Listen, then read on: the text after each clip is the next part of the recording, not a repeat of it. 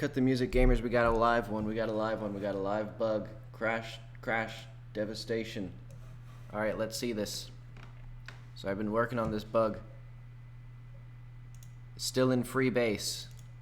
Okay, so we have our default allocator. Let's see, what exactly is being freed, first of all?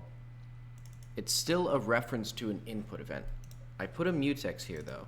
Why is this still causing issues? Like, I literally have a mutex, and then it unlocks the mutex, so it's not a threading issue. Or, I guess it can't be, well, no, then what could it be? A reference to the same underlying object, I guess. This is the same bug that I've been getting. Okay, hang on. Let's uncut the music. I want this back.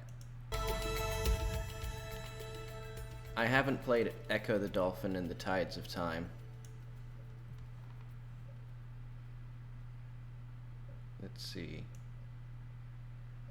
I'm gonna slightly raise the music as it's fading out so it blasts our eardrums when it comes back in. Okay, so it's still in these disconnects. So this is where I've been getting these. So in the object destructor,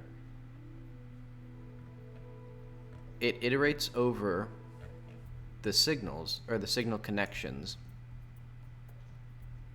and then it disconnects them. Does this thing get iterated on from multiple different... I don't know if these connections, maybe they're like across different objects, so that way you can't mutex into them. What if I make... This would be a horrible idea. What if I made a static mutex for all references, so you could only delete one object at a time? Because I think what's happening is two objects are being deleted at once, and then their connections are being freed. Or something like that. What was the other thing that I got? It's a similar thing. It's a hash map. Is this also a connection? No, this was accessing something. No, this index. Okay, so it was weird. It was iterating through the objects. Where is this? Line 440. Let's just go to line 440 and see what that is. Wait, hang on. Let's see. Windows opt exe operator index. Now let's go up one. So it's in mem delete. So it was another input event mouse though.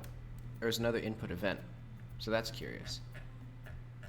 The other one that I got was a reference to a texture. So there's also ref. Is this a variant as well, actually? No, this is the other one.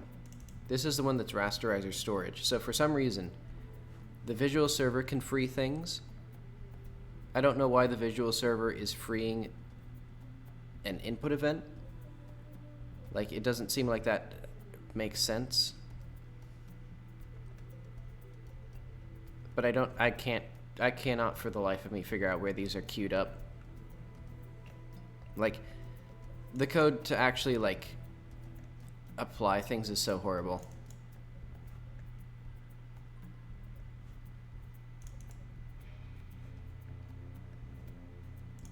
But okay, so we free. So we're in the visual server, we're freeing something.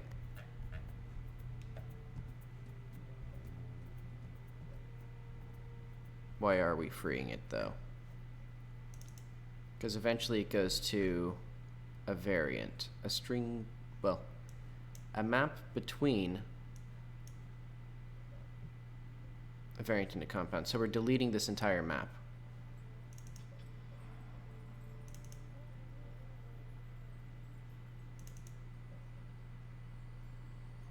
Why is this the line where we're... Oh. Wait. Hold the phone. What's being deallocated here? I think it's because it's calling this destructor as the function exits out of scope. Do we create a map in this function that is now being blown up? Because this is a map of string names to variants with a comparator for string names and a default allocator that is being freed. But there's external code in between these 2 points.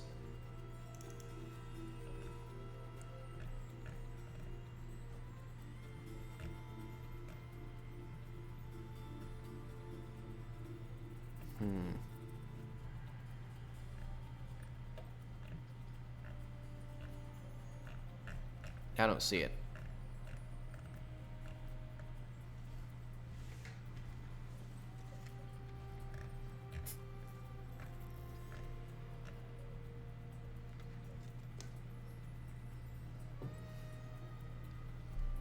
Okay, so it's not directly deleting. Wait. How is this? This is such a huge stack, though. Why am I deleting an input event here? Like, what is this? Like, I'm clearing a variant that contained an input event.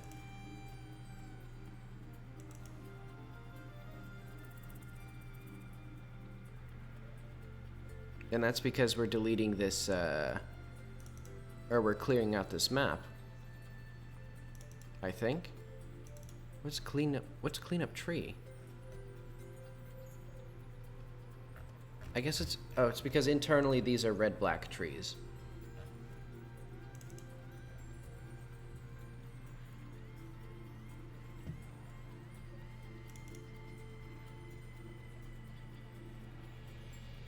So it's like, why is this the server's problem?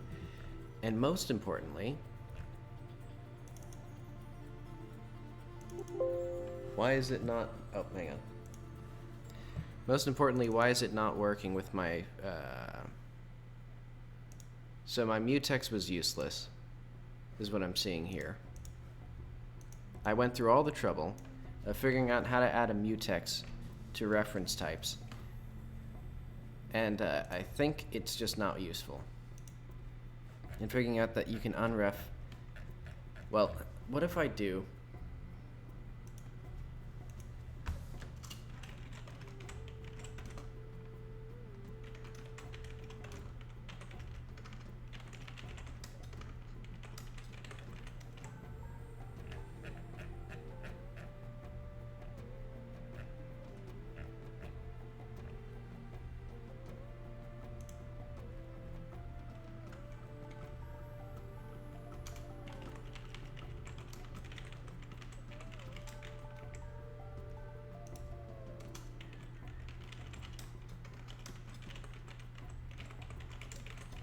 The problem is this is a header file, so I have to recompile everything in the world because this is also the. Well, I guess it won't do much good if I don't know what's happening, though. Nah, I'll try this. Let's shut this down for now.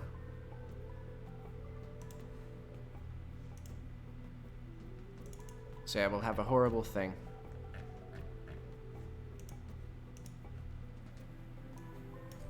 And I'll remove it from here because I might as well.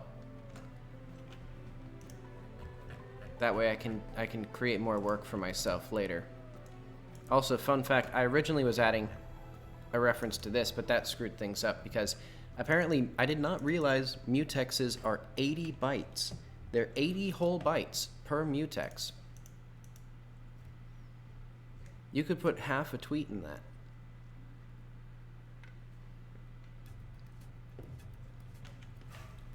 Or at least the standard, the Windows version of the standard recursive mutex, which is how it's implemented inside Godot. It's horrible, horrible thing. But okay. We also need to get this out of here. Because I think there's just something screwed up with deleting things. In fact, I may want to have like a global, well, it's only, every single time I've seen it, it's in unref. I don't know why. I don't know what's causing that.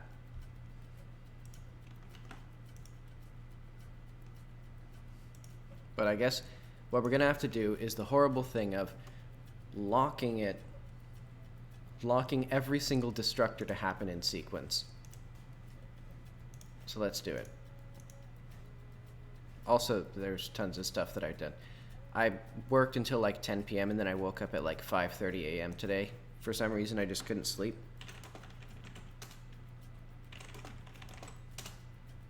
Let's do scones.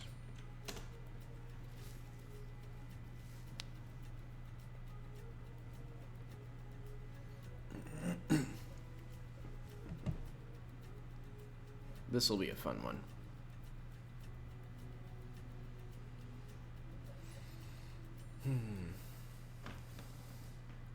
And I've been thinking more about what exactly I want from the game, because I have really been thinking on the fact that I like Neon Splash better than Demon Turf. So the little $5 spin-off of the game is the better version of it. And I'm thinking, like, what exactly do I gain from the decisions I've made? Like, the size of the world, and the story, and the, like, what exactly am I getting other than a bunch of work that I have to do? Because I do like the open structure of the game. I like the ability to roam around. Oh yeah, the music's gonna cut out. The stream might actually flicker out. I don't know how much I don't know how powerful OBS is, but it might lose out.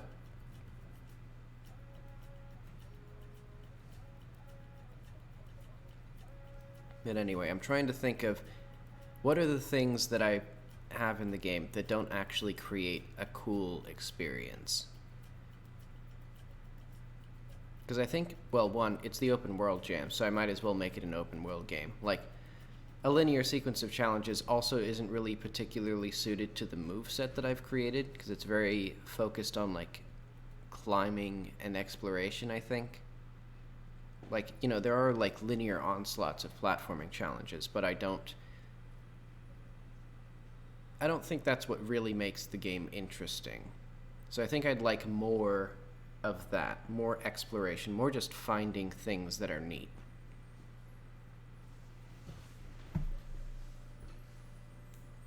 You know, more piles of junk in weird caves. And then the story is still a story that I think is interesting, that I want to explore. But I think I need to focus on making something, or like writing things that I just enjoy writing and not thinking about it so much. Because there's a lot of things that I would like to say that I've done, like the description on YouTube is that the game is inspired by Jak and Daxter and classic science fiction. The last classic science fiction book I've read was The Time Traveler. And I like read it like 2 weeks ago, or I read it like a month ago. Like, I don't read a lot of classic science fiction. Like, the one before that was probably like, I don't know, ever? Foundation? Isaac Asimov's Foundation, I think, in like college. It was in my free time, but it was like 6 years ago now. And it's like, why am I doing this stuff? I should just write whatever, I don't know. I should just think of like fun scenarios that work with the moveset and work with the character. And just not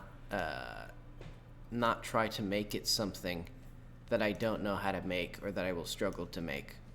Because at this point, I'm struggling enough. Like, there's plenty of struggle in this game already.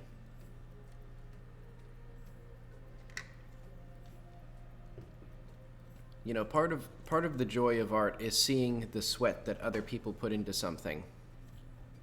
And I think there's plenty of sweat in this game already. It's a very sweaty game.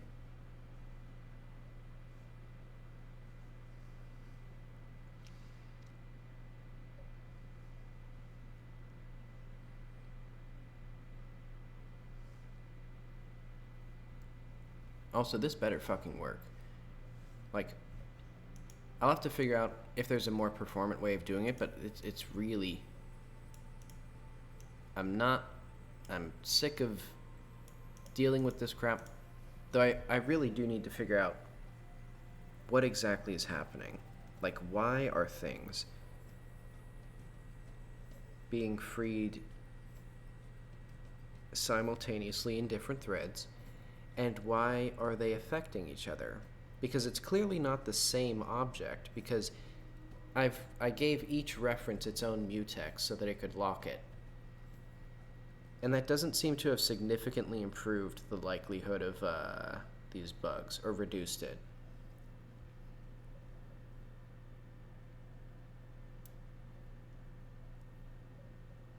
But whatever, let's just make it slow as shit.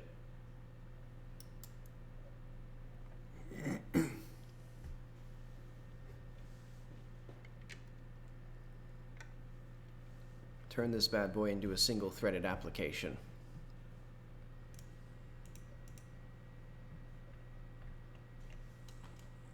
Why is it like, it's like going to sleep. Like I have to press spacebar to keep this thing going.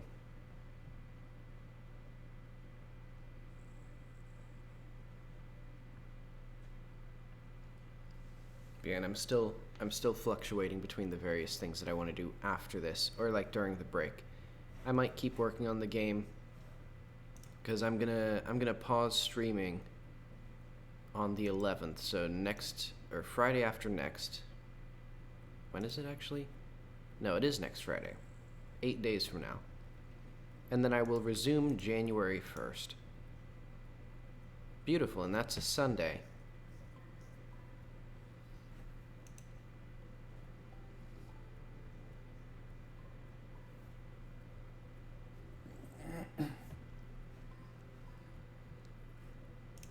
And I'll read a book. I've actually been thinking a fun challenge would be to try to write a novel in this time, but it's like a month and a half, so I don't know if I'd be able to do that. Well, then again, it is National Novel Writing Month right now. But I don't know if I have any, like, good ideas, or, like... I guess I'm doing it again. I guess I'm doing exactly what I was talking about. I'm thinking of things that I would want to have made, not things that I want to make. Like, I've done plenty of stuff that I've wanted to have done, and I'm tired of doing it.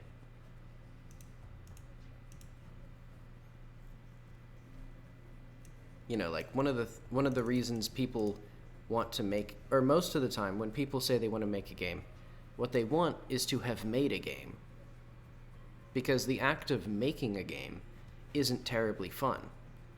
And the problem is, making games is a whole lot of making. Like, making games consists mostly of making a video game. Like, after that, you know, there's a very small portion of time where you have made a video game after that. And then you continue making another game.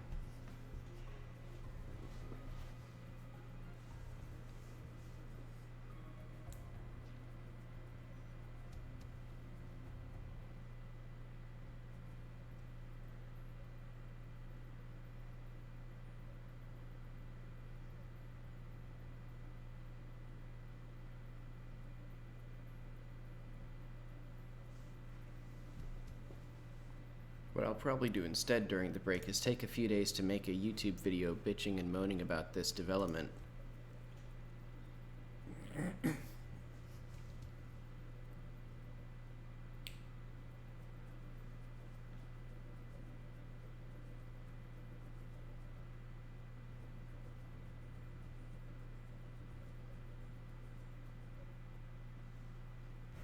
All right, let's let the music take a break. It's been struggling. It's not even like approximating music at this point.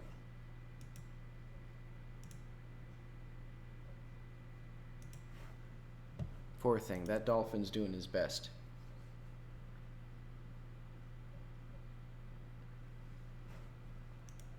Also, who's the bastard who put... Well, I guess... No, it's a template, so it has to be compiled like this.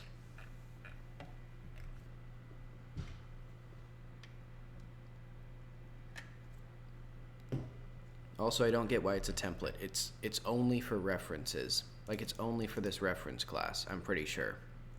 You can't have a reference to anything other than... Well, no, I guess it makes sense, because you still want the type strong, or like type safety.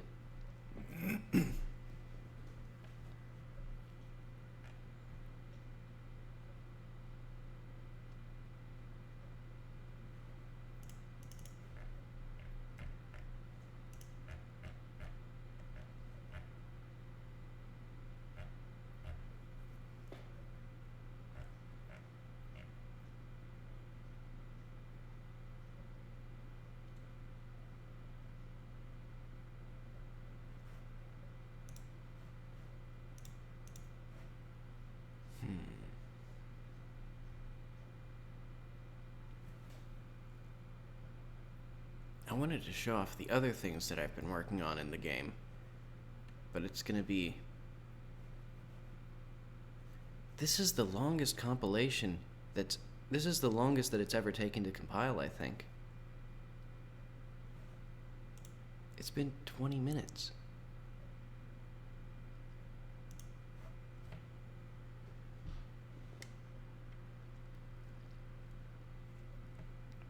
Wait, no, it's been 25 minutes. Wait, no, it hasn't. Wait, yes, it has been.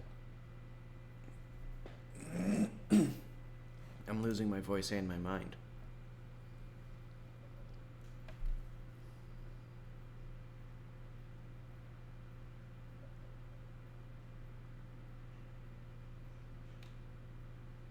And once this is done, then we can figure out why the stencil branch that I brought in isn't working.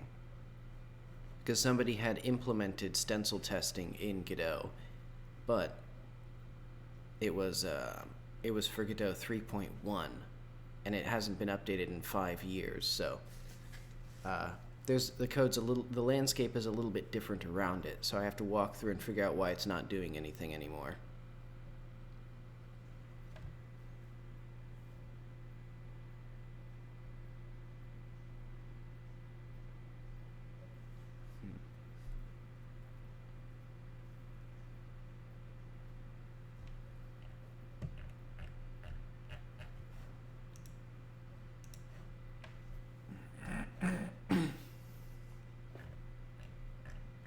This fucking thing better get fixed.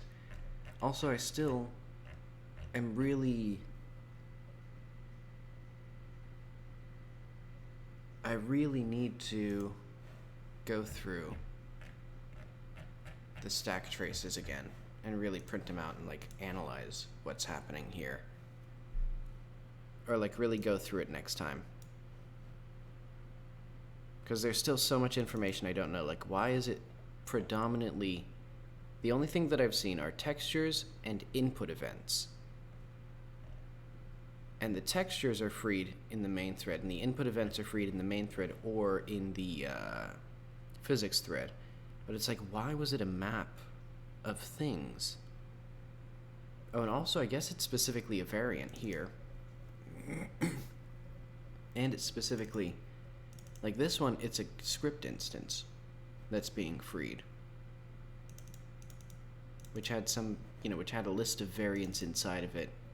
And then it freed the variants, which were, like, why is there a mouse button here? Like,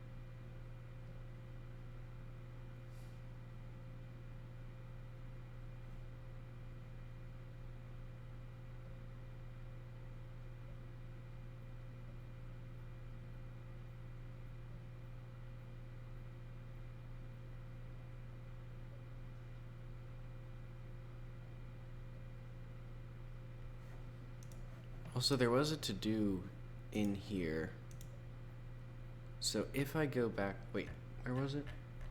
Yeah, this was here already. So this should be moved to mutexes since this engine does not really do a lot of referencing on references and stuff. Mutexes will avoid more crashes. So is it like, did they know that this causes crashing? Because I have seen literally no discussion of this on GitHub or anywhere else. So it's like, have they already seen this and just didn't document it in any sort of official challenge or channel? Like, this must be like old code, I think, because I don't think they've been putting to-dos in there for like years. But anyway, let's look at GitHub. Maybe there's some sort of like unref race condition or something.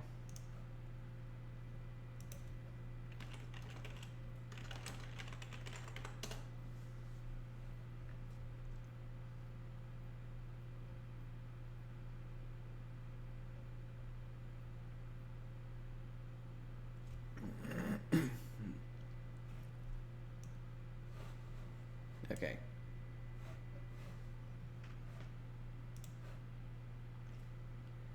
What did I do?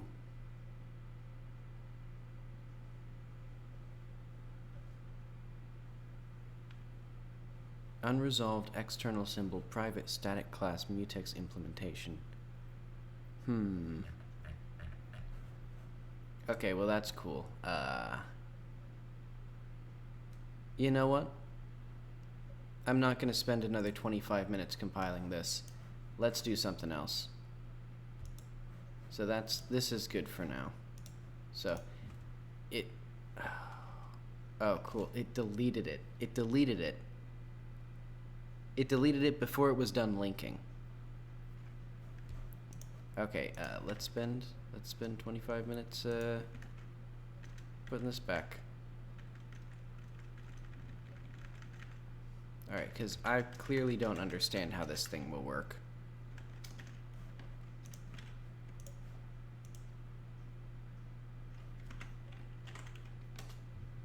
Alright, let's just close out of this. Don't save that.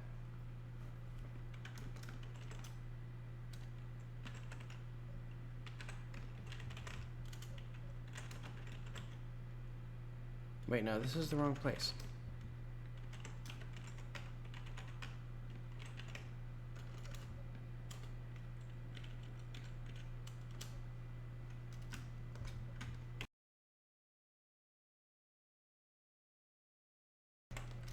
Oh wait, hang on. I'm gonna cancel this right now. Let's have some music in here. I've reserved a thread just for Echo the Dolphin.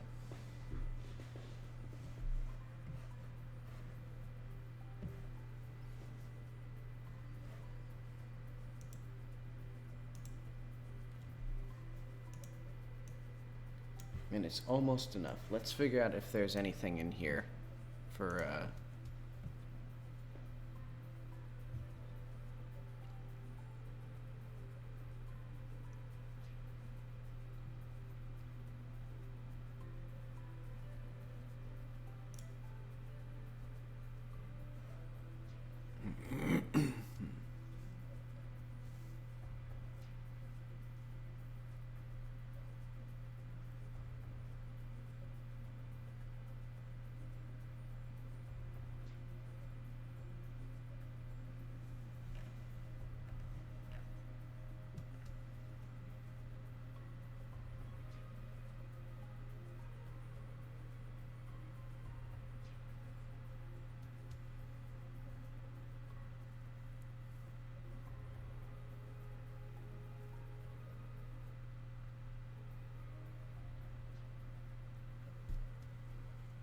I don't think this is the same thing.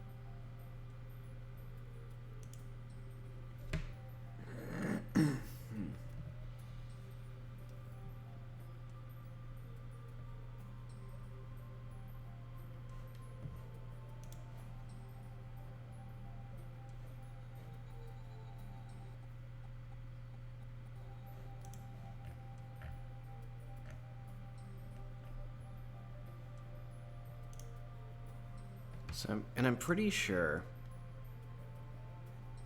this reduces the chances of crashing, because I don't get, well, honestly, no. I'm not entirely sure of that.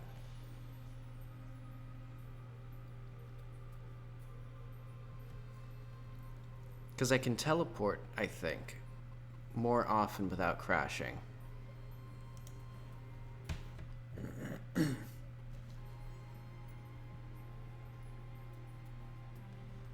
But honestly, maybe not. And I think an issue is I don't know if all of the threads stop when an exception is raised. And also, I don't like how it doesn't actually tell me a lot of the times what the actual exception is. It just says an exception was raised, even in Visual Studio. And like in Godot, it doesn't tell me anything. It doesn't produce a stack trace. It doesn't like even print like a warning or an error message in the editor. So it's very frustrating to try and figure out what exactly is happening here.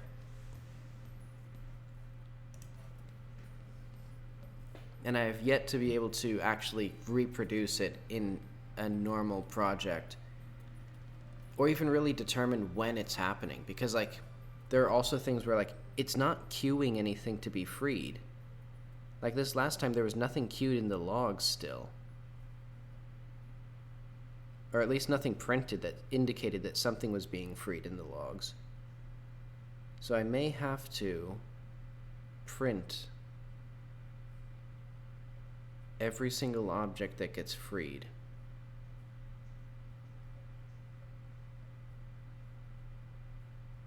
But even then, that might interfere with it. And if it's happening from multiple threads, which it seems to be,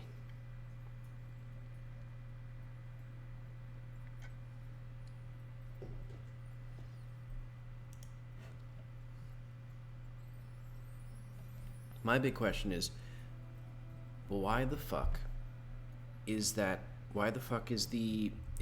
visual server deallocating the like mouse input event? Like, what is that? What is that from? What was that object? And why? Like, I've seen specifically input events for mouse multiple times. Is it just because there's a bunch of those inputs? Or is it because there's something specific? Like, are they the only inputs that get sent to the visual server? I don't know what it is.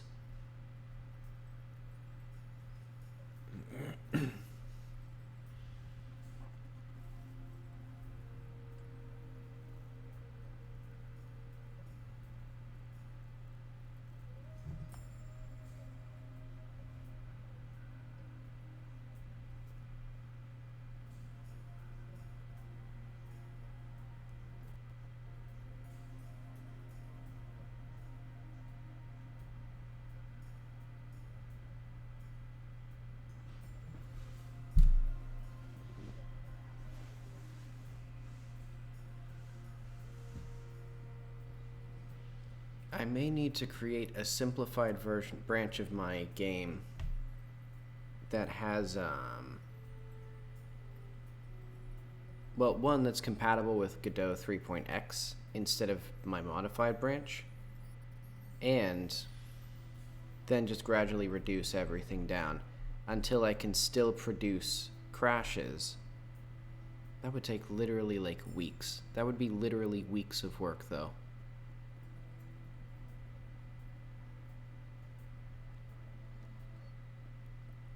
But I just don't want this crash.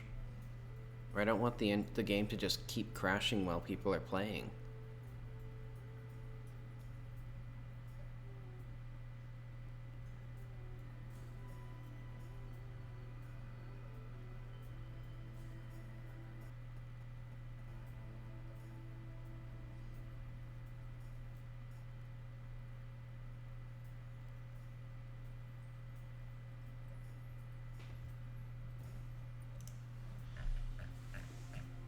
Oh, and I think I realized why that mutex didn't work. I think it needs to be inside the reference. But I'm not going to do that again. I'm going to try to diagnose it much more thoroughly before I edit this reference code again, because it is... Well, it's been 15 minutes now.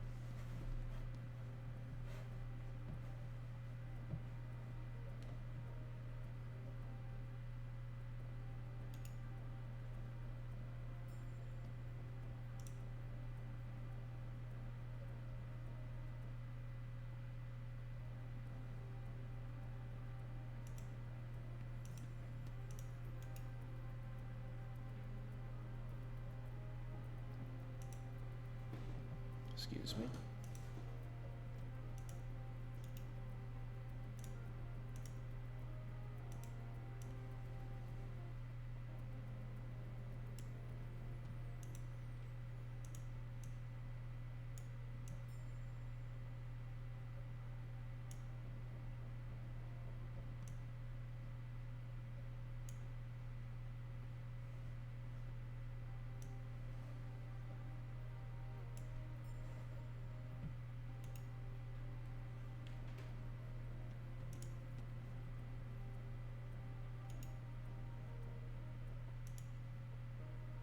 Now I'm cleaning up my bookmarks.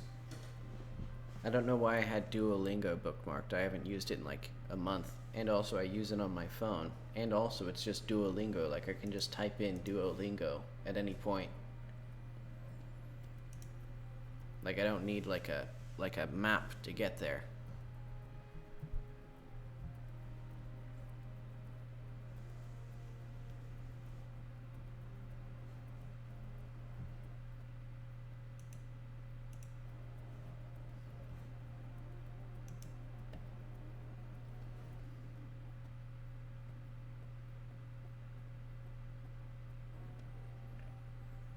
Computer's doing its best.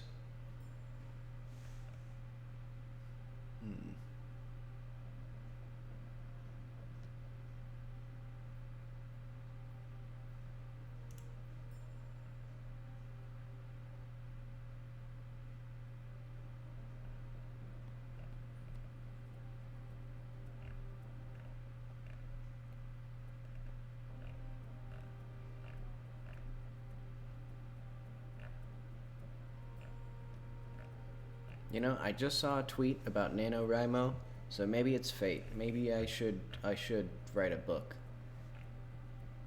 It'd probably be done. Well, it probably won't get done. But if it is, it'd probably be after the deadline for November, but I don't really care. That would be a fun way of not dealing with this for 2 months.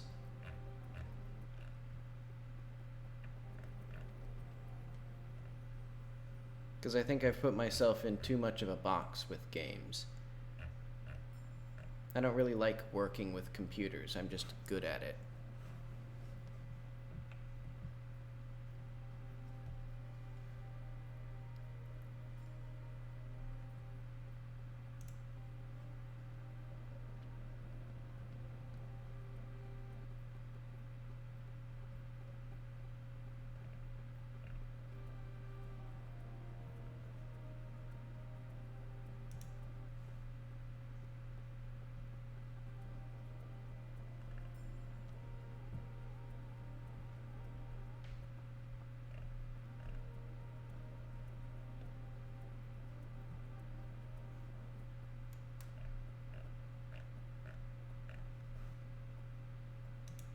I saw Sonic the Hedgehog on Twitter. That means I get to talk about Sonic Frontiers.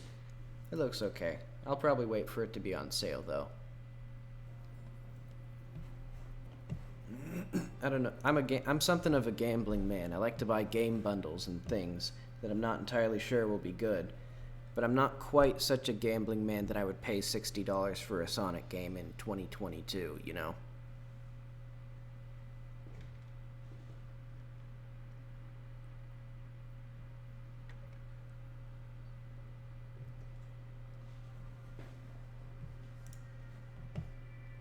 You know, if it's really good, maybe they'll raise the price, you know, then egg on my face. And it'll only get more expensive as time goes on and they add more to it. And it gets higher and higher review scores, you know, then I would come out the fool.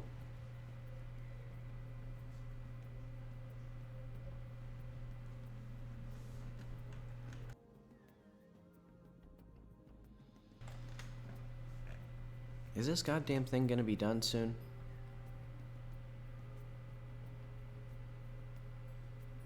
Now, there better not be any linking errors this time.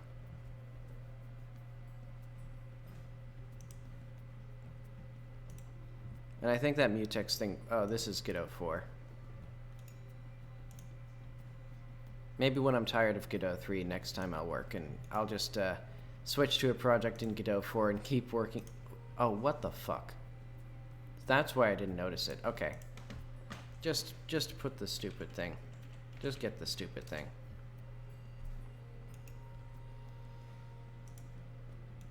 Can I pin this to the start? I'll just pin it here for now. Thank you, Windows, for automatically deleting my thing. I must have pressed OK or something. I think it asks you if you want to delete it. Okay, you know what? I'm going to show something else. I'm going to show something else off. It's been 45 minutes and I've accomplished nothing. So there are seams in the world now. Then they're a little bit jankier than they looked before, and that's because I'm starting to work on a terrain LOD system. It's very brilliant. What I did was I made the terrain less detailed from further away. There's one level which is 1/10 the detail, and it's almost indistinguishable from a distance. Like, I think you can tell there it's a bit mushier, but otherwise it's like, it's not, like, there's pop-in as well as you get closer to things, but otherwise it's not, like, all that noticeable, honestly. And once I get the seams fixed, I have some ideas on how to do that. It should be pretty good. Oop.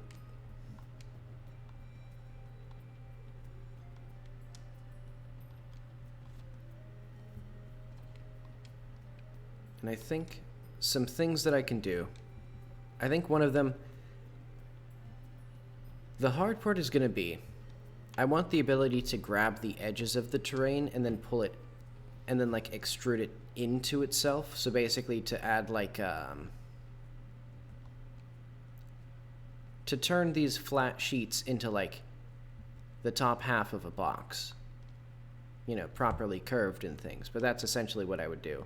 You know, add faces to the other side, so that way, like, in that little ledge, in that little seam there, for example, it would show that it would just be more terrain instead of the world underneath it or the sky. And that way I can get, and then I can do, like, modifiers and data transfers and stuff to, like, get the...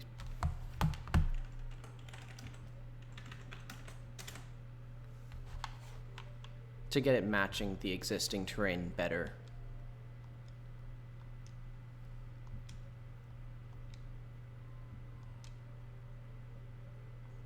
Let's see. And it does significantly improve performance when I'm not streaming. Let's see. Actually, let's hide this.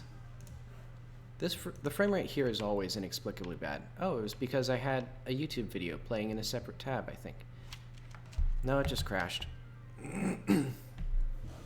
What is this? What is this? So it's not when a chunk is being freed.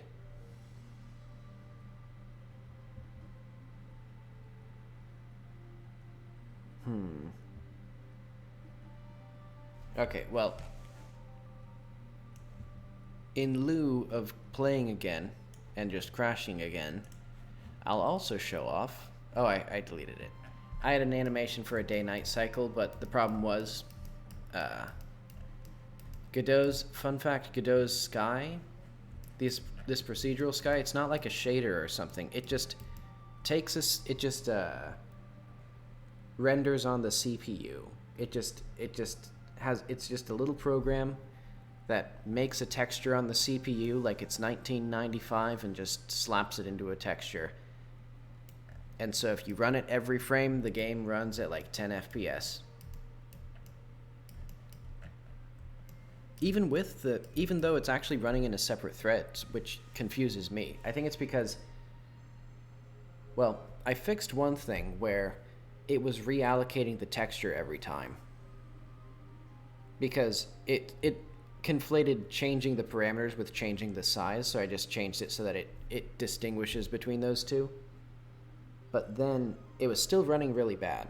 So I don't know what exactly I would do other than make a procedural like sky shader instead of a sky like texture that is just made procedurally. But that would be a whole thing, and then I would have to like do other things.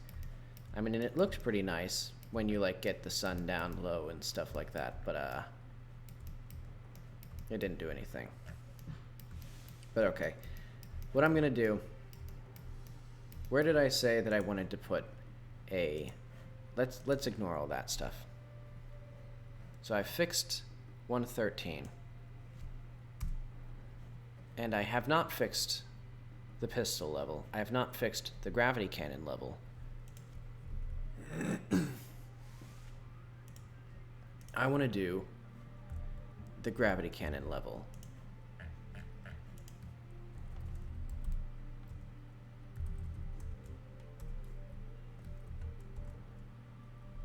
$140. Do I want it to be in 140 or do I want it to be closer in? I don't think I want it so far away. I want it like here. 127.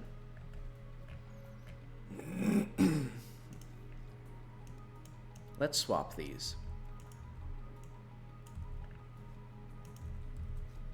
Because I want it to actually be pretty close to the player. Because this should be like one of the early weapons.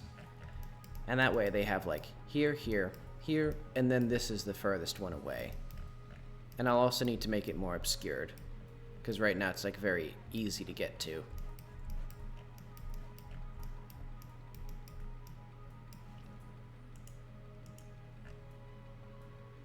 All right, let's go to paint. I want to draw. I don't want to do anything program. In fact,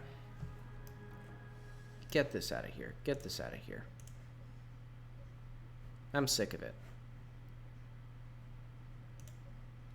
Why is it here? Can I pin this to the start bar from here? I can't. Okay, I've soft locked Windows Explorer.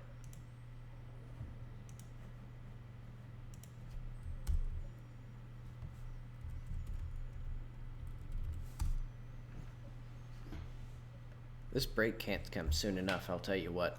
I'm gonna pay somebody. I'm gonna pay somebody. I'm not even gonna sell the game for money yet. I'm gonna pay somebody else to fix this fucking thing.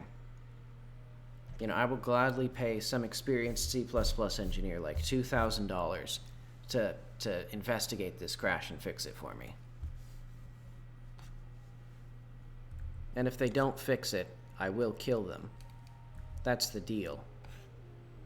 Okay, so let's say this is what... So this is the desert. This is the beautiful desert. It goes like that. And then there's just some... I don't know, rocks.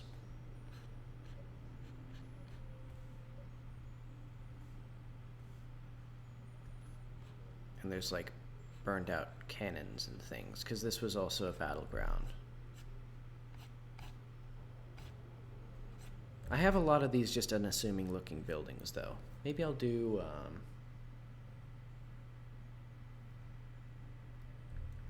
what should I do?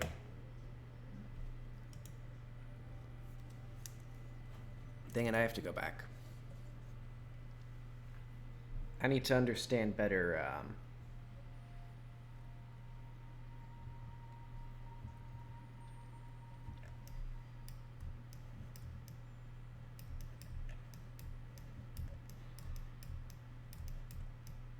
I want it to go upward is the issue. So I'll draw out the structure as I imagine it.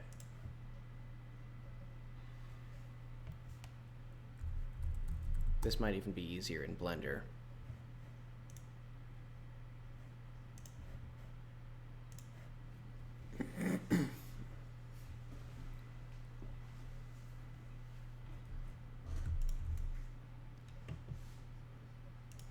So let's have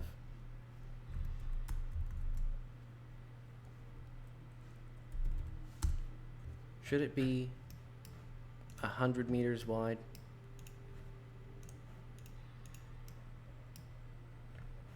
I know. Let's put in Link. Link from Legend of Zelda.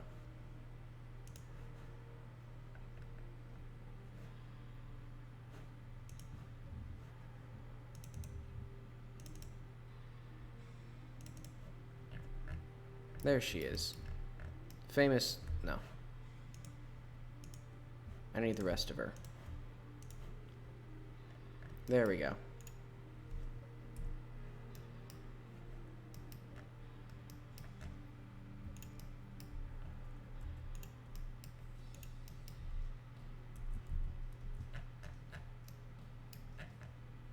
So I'm going to say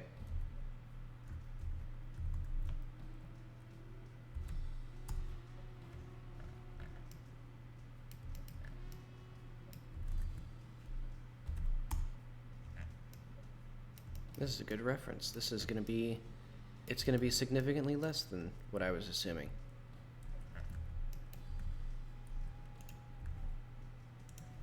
But it needs to go up pretty high because there's going to be a little elevator in the center. So let's do like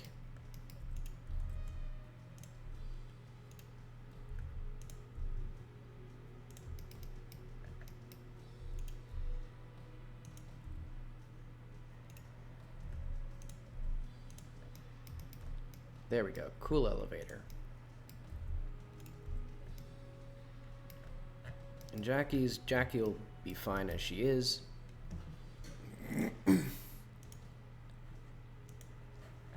Oh my fucking god. Please just okay. It had to think for a minute to do the thing that I didn't want it to do.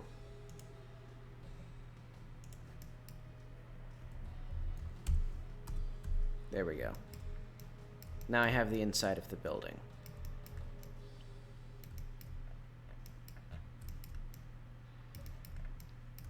So the way this is going to work is that there's going to be this big thing. So let's also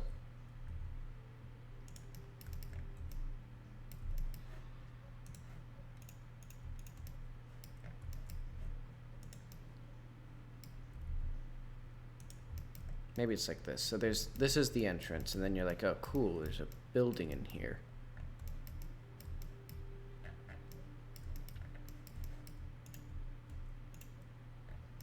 And then this thing can go up, I guess.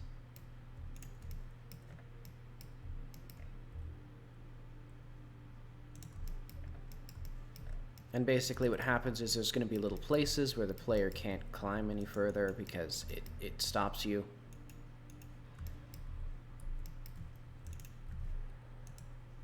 So like, let's say there's an elevator here, so it'll be like,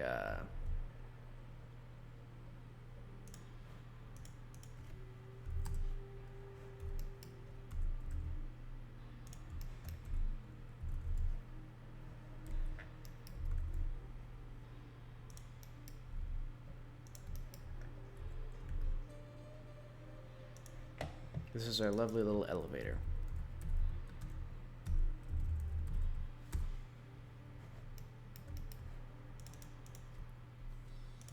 I guess it'd be a kinematic body.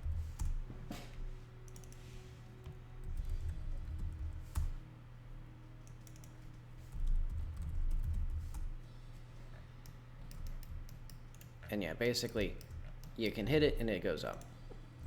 That's its cool little secret.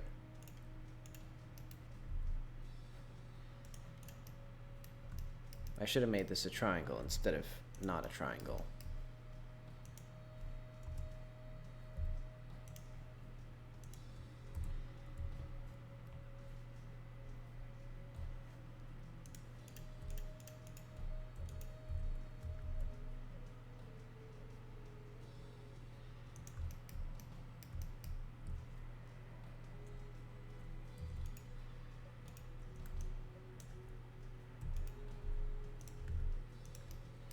but it'll have this lovely little thing in the center, and then you shoot it, which is what tells you that it's an elevator, and then you can shoot it and it goes up, and then it's blocked by, it's blocked by a little thing right here.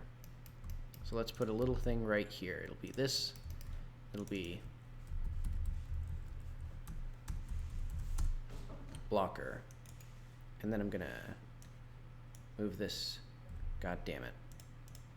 I'm gonna move every single individual object politely.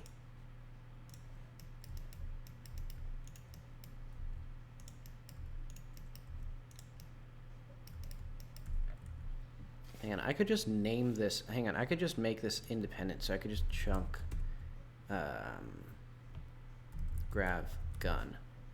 Because my chunk system is very broad, and it doesn't actually care if there's like low res and high res meshes. It just cares if it's named chunk.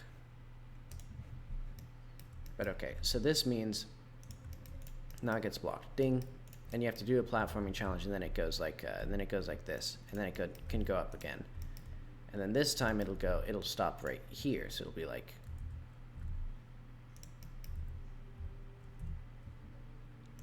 it's like ding, and it's like I hate this fucking game.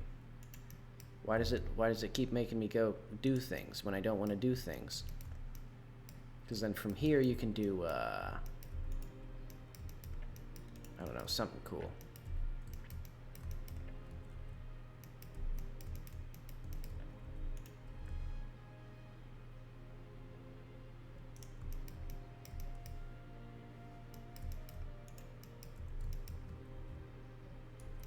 So let's make an epic challenge for the gamers out there. And let's also make some just like little wall, or like little, just, I don't know. I'm tired of like, well, I think one of the problems is everything I've designed is so utilitarian that it's kind of soulless. So I also want to add just a little bit of like stuff to it. So I'm going to do that now. Why not? It's not like I'm doing other things. And the incredible twist is that these are going to feed back into each other. Look at this maze-like design. The Doom, you know, id only wishes they could make levels as sprawling and confusing as this.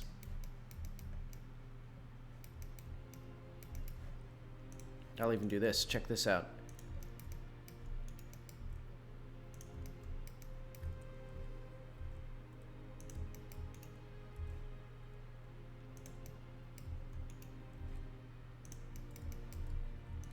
Absolute insanity.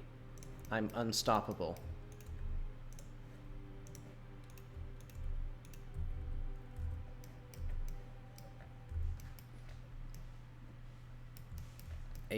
Truly a force to be reckoned with. A game design force to be reckoned with there. Alright.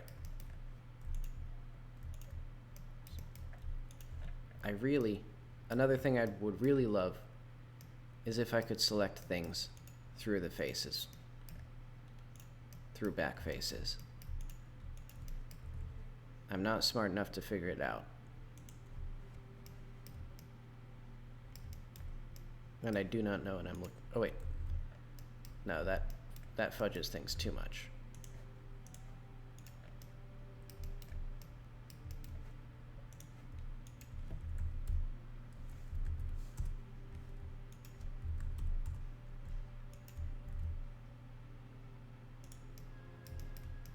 So I'm going to say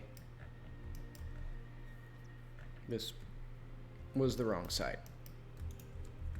I meant to put it on this side because I want it to be that the little thing blocks the elevator from this side, and then you loop around from this side, and then you like do a little platforming challenge that loops you back to here, and then you hit a switch from a control room here, and then it like recedes this back in.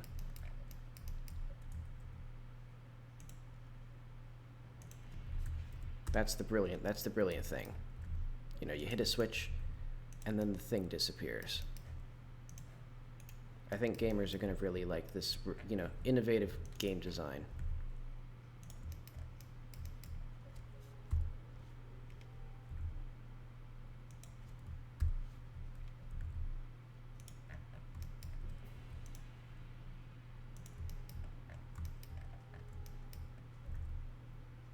Let's see, I want it to be flush there.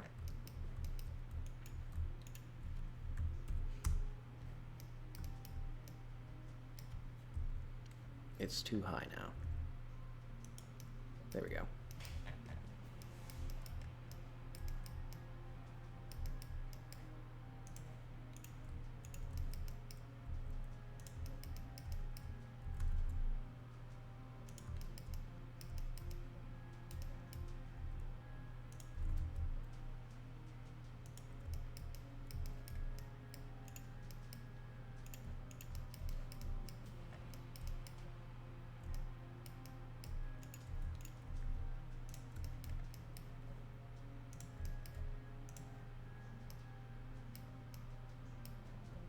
Hang on, this needs to go here.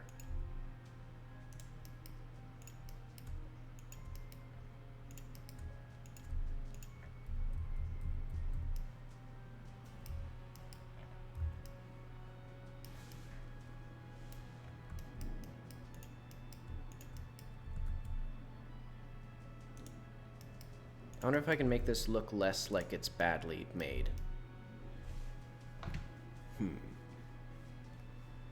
Okay, and I think with the default loadout, the player should not be able to get up here. Though, of course, it'd be pretty easy to sequence break this with like a high jump and up higher stamina and like the bubble shot and stuff like that. But it will assume the player doesn't have any of those. And even if they did, there'll be some puzzles that actually require it, regardless of like the player's actual loadout and abilities and things.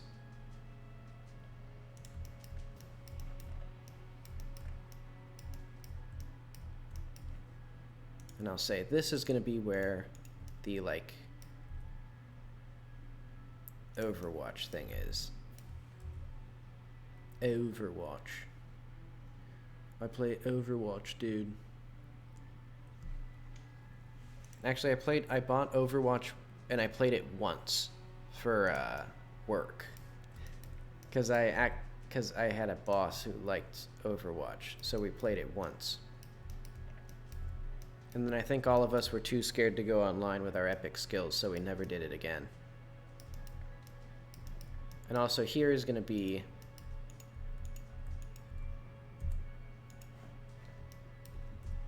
selection. This is going to be a cool little thing, because it'll be a window.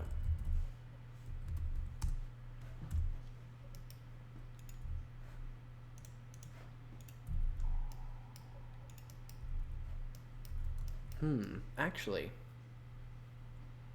no, that's a stupid idea. I was gonna say, what if it is actually, you know,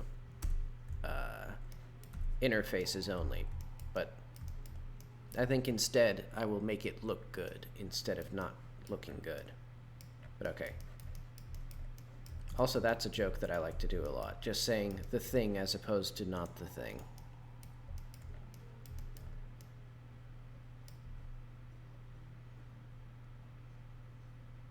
So what is my astonishing, brilliant puzzle going to be? I guess first things first. The player needs to actually know what the player needs to be introduced to the gravity cannon. So I think what it's going to be is that there's a little entryway here. They come in.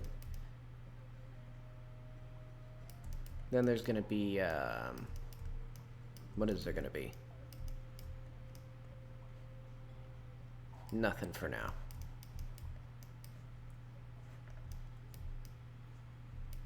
And then they're going to come down this little hallway, which is actually going to do,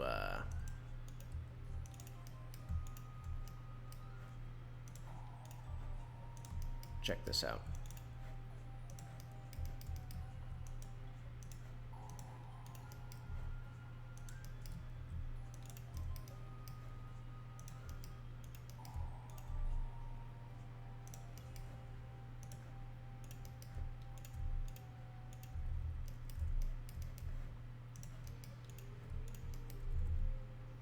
There's going to be something blocking this way, but there won't be something blocking this way.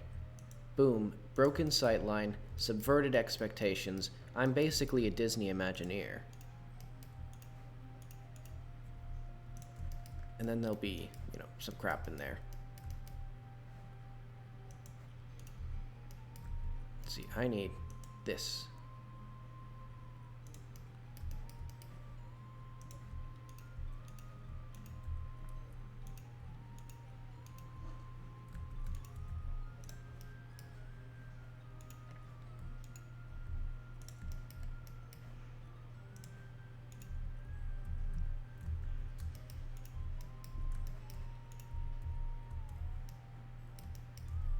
And I'll even like slide it inward.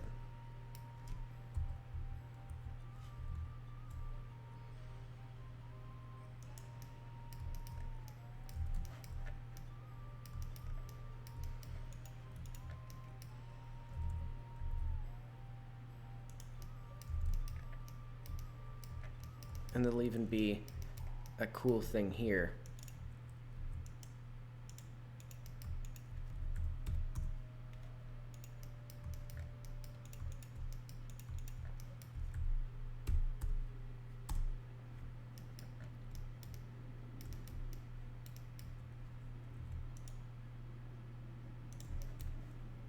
Just unbelievable. Another room, a side room.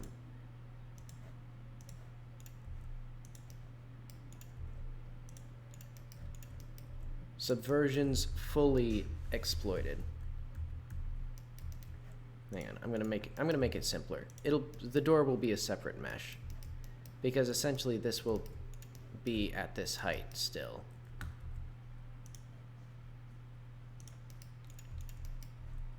And look at this, an L-shaped room. You ever see such a thing like that? Crazy. And there's even Z fighting because I why is that? Wait, why did I put... Oh, wait, okay. I see what I did wrong. Hang on. I have to undo this.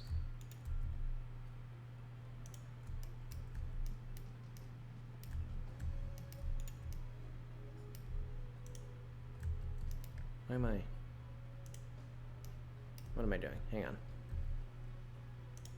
I need to do this very slowly, apparently.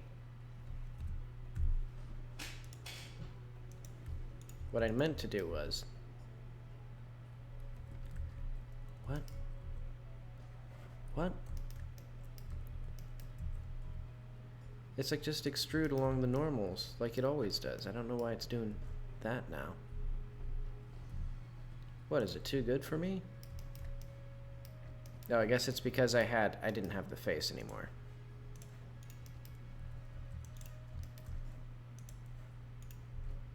So yeah, it's gonna be like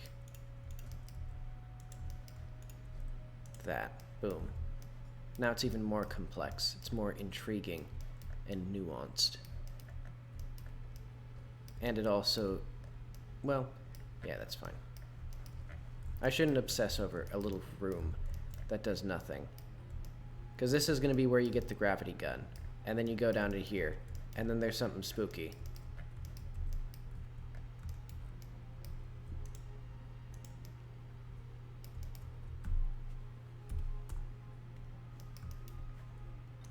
Because it's going to be like a larger area.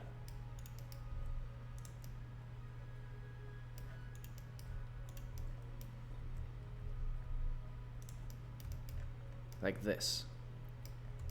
Then you get into here and you shoot it and it explodes and it's like, oh, it's a gravity cannon. Not another thing.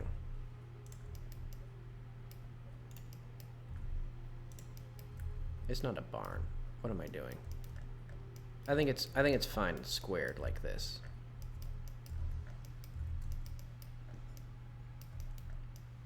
And then it's like, welcome to the jungle. They have fun and games. Yeah, because there'll be little enemies here, and there'll be things, and there'll be stuff. And let's also put a little, well, there'll be a fountain in the center of this thing. And then we're going to put a door. So this will be a gravity door, not just any kind of door.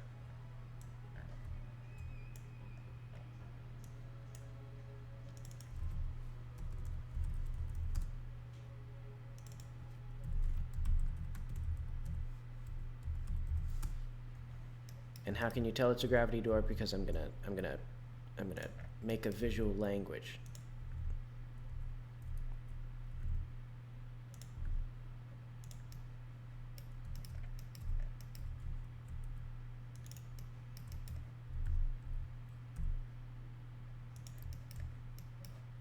So there's going to be a little, boom, visual language.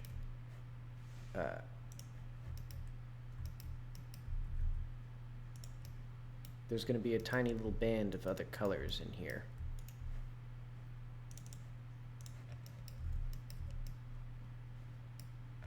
And that'll be definitely enough to tell the player that they can shoot this thing.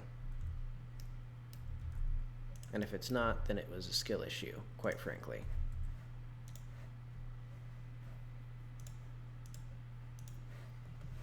Let's see. Okay, I've gotten done with Echo the Dolphin. So what else can I put on? Unreal Tournament soundtrack?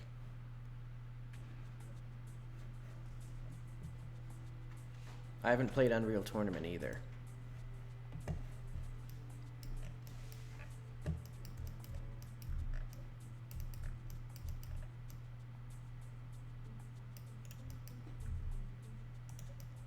Also, I'm even going to go so far. Check this out.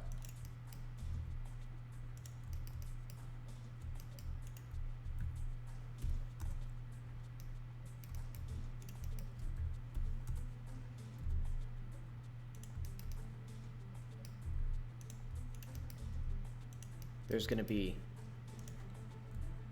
a slight crease to let, as if the door fits here. That's world building, that's lore, that's you know, that's the needleful difference, quite frankly. And you know, other developers, they can't think of things like these. I just put them on their toes. That's what I do. I put people on their toes. I don't keep them on their toes. I put them there.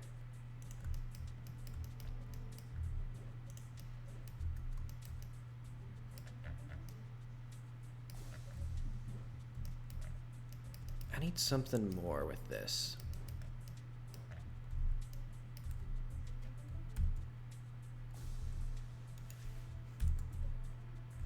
Like,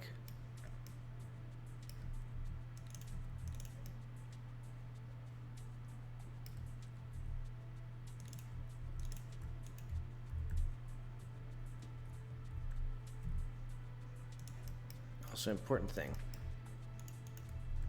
I will slightly shrink these.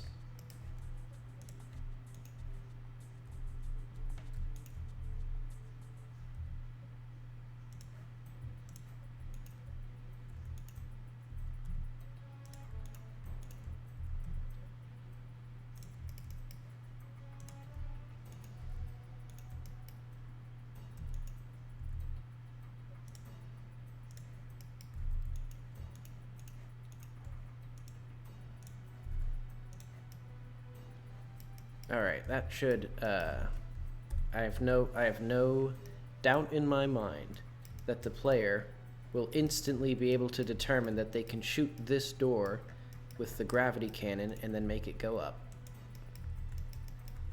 You know, they're being taught a visual language here. And sometimes you just gotta speak a full paragraph at somebody in the hopes that they will eventually understand.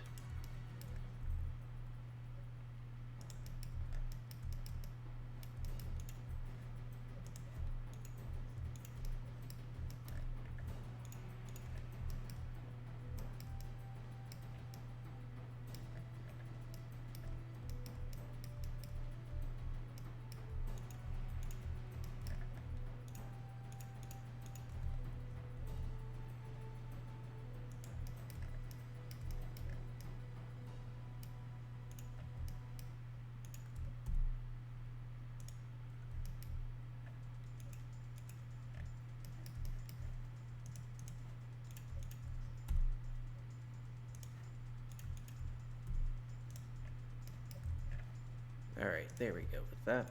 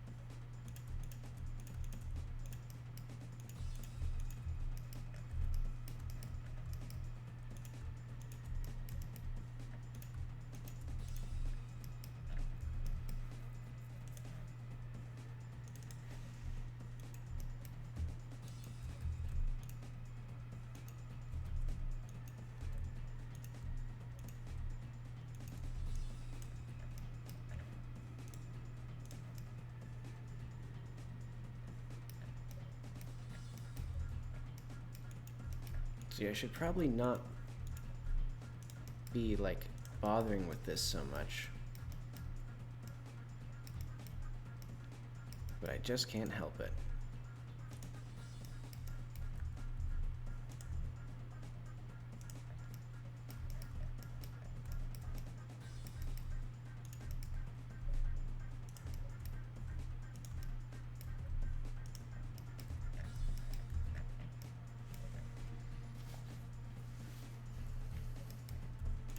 I just had a great idea also.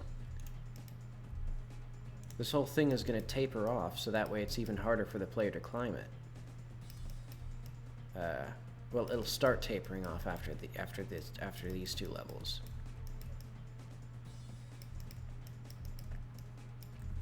Okay, now I need to figure out. Hang on. What I'm going to do is I'm just going to plop this in the world. So let's just grab these.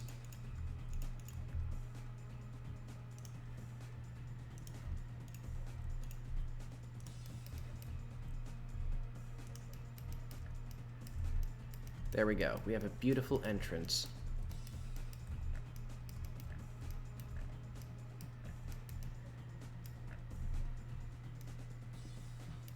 And then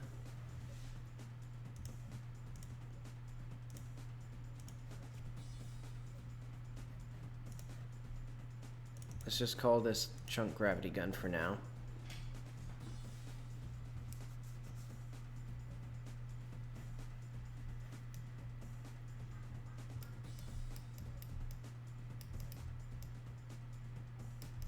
I just realized I don't have a that this isn't going to quite. Oh well, I don't care.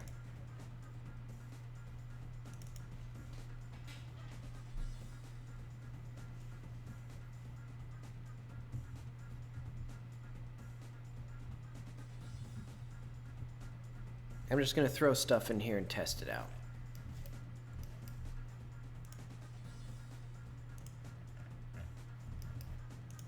So let's add a mesh instance with a cube inside of it. So this will be chunk grav gun. And the reason it'll be here, actually I just realized I can just make this hang on.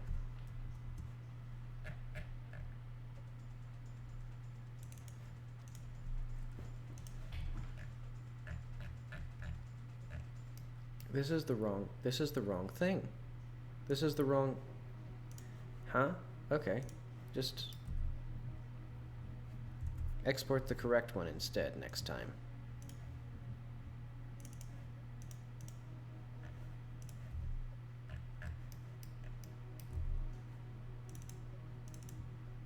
I guess I'll call it a sub chunk. Because what I'm gonna do, so I'm just going to chuck, let's merge from scene. Let's get this building. None of this. So this is chunk, grav gun. So basically, if the player is inside the bounding box for this thing, it'll load the actual content for it. And this way, I can just have it float menacingly anywhere I want it for now, and eventually, I will put it where I want it.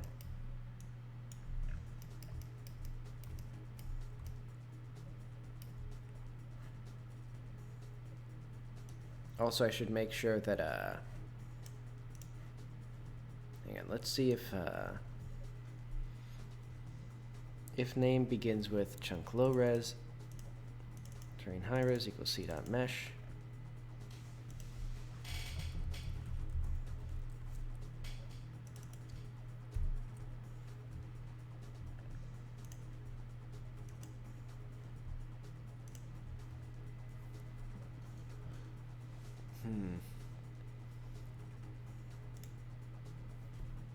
If chunk, no, if C not in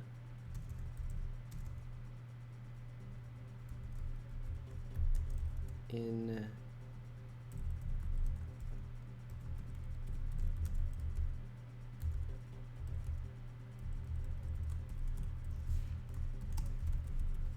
if it's missing either, it'll just continue. So that way I don't have to think about it anymore, because this has no high resolution mesh. But this will load in the content and then it'll be duplicated on top of itself. I should have planned this better. Oh well. So where am I? Where's the closest chunk to this? I'll say chunk 89. Let's do it. Let's just teleport to chunk 89. And see if this works. And see if it doesn't crash when I'm walking inexplicably.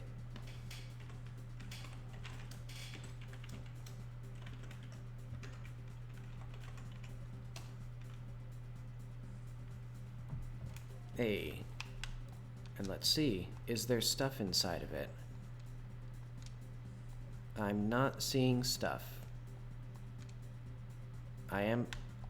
Oh. Huh, didn't crash there.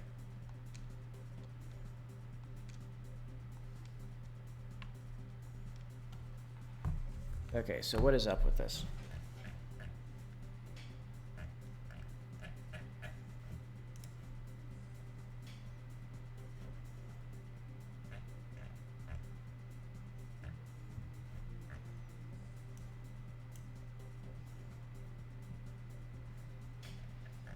So if name begins with chunk,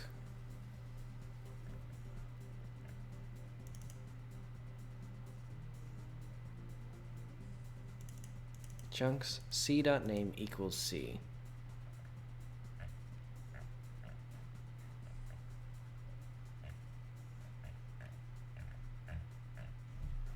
I know. Let's print our debug stuff. So they should list every active chunk, maybe. Oh no, it doesn't do that anymore. That's cool. Right, I forgot that I designed this well.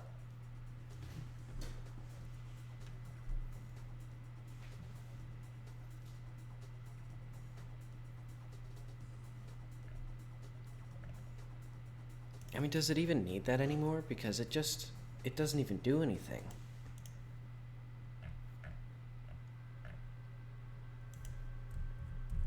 Active.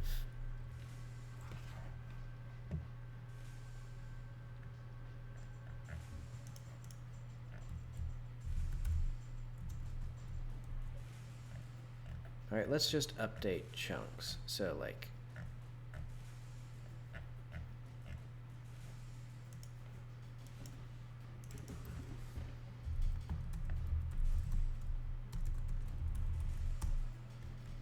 so we have active chunks. Yeah, let's just have active chunks for now.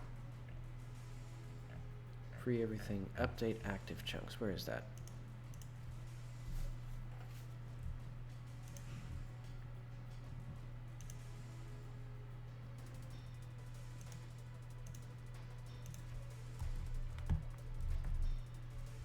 Debug box active chunks text equals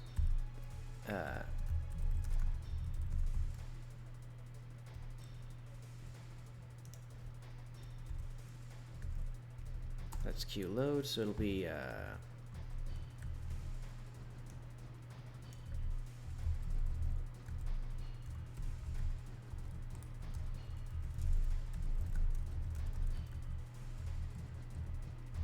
what did I do?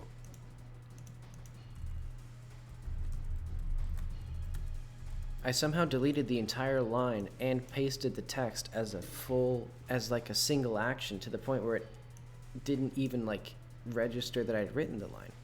Oh well. Active box dot text plus equals plus ch dot name.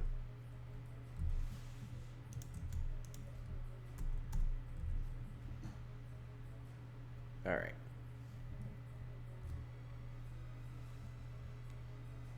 So now it should list just all of the active things. Are we crashing?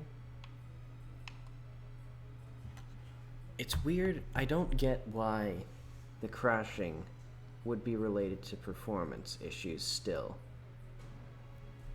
Like, what exactly does a low frame rate have to do with race conditions in the, in, like, freeing stuff? Let's see, I better see chunk grav gun. I do see chunk grav gun, but I don't see the stuff that should be loaded attached to it.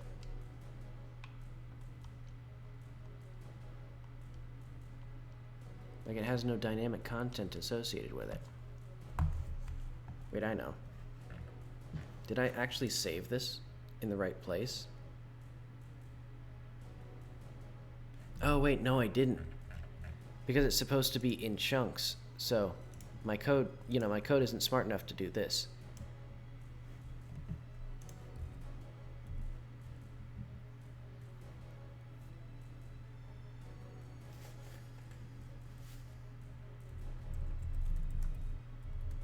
And this does kind of liberate me to, like, load in a more freeform way than just, like, strictly by terrain chunks. Like, I can just have things that overlap with them however I want, as long as I just have them, like, load separately, or, like, put them in the chunk system properly. I will need to, change the model so that it's not, like, interfering with this, but anyway. That's for another day. What I'm gonna do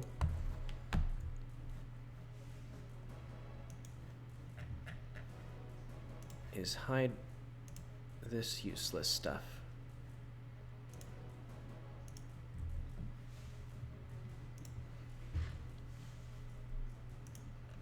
And this way I can move this around wherever I want it to, and, like, try and fit it in some place that already exists.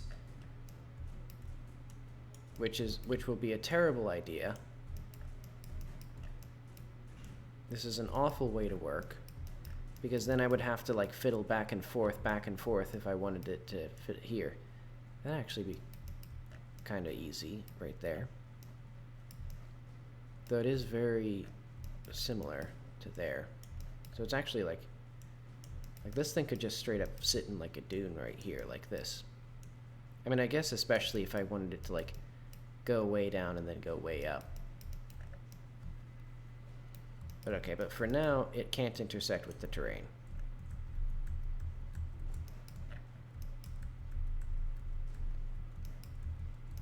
And I may even just make this like a thing that just stands out, like not even underground.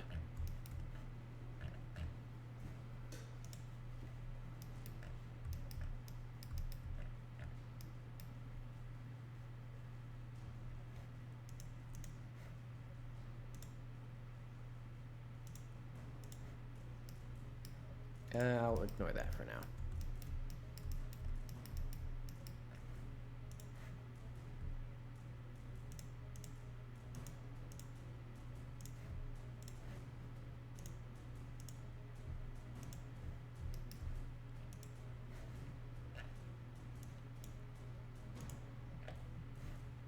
Hang on, did I not? Where's the blocker? What is blocker? Oh, it's one of those things. Okay. That makes sense.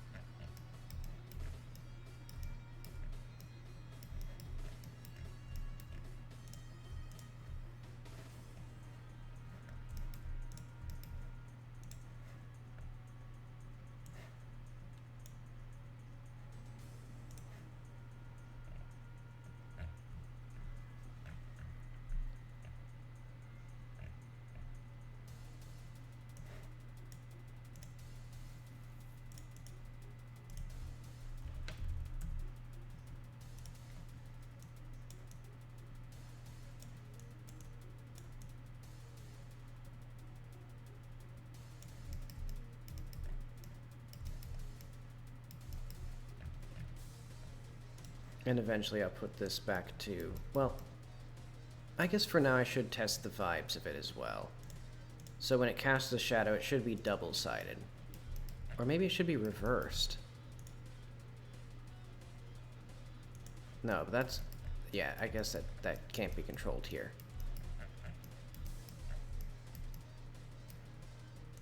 But I'll leave it like this for now.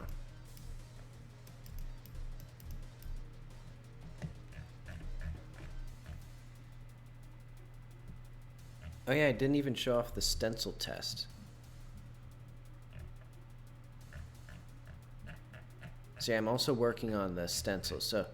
no, I'm not going to do that now, actually. Because I've just realized I'm working on something.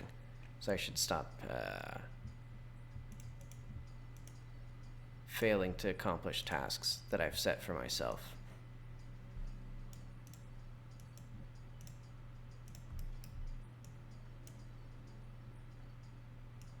Let's put it like right down here. You know, so the very astute players will have to use their inference to assume. Wow, I didn't even put I didn't even level the floor. What a terrible design.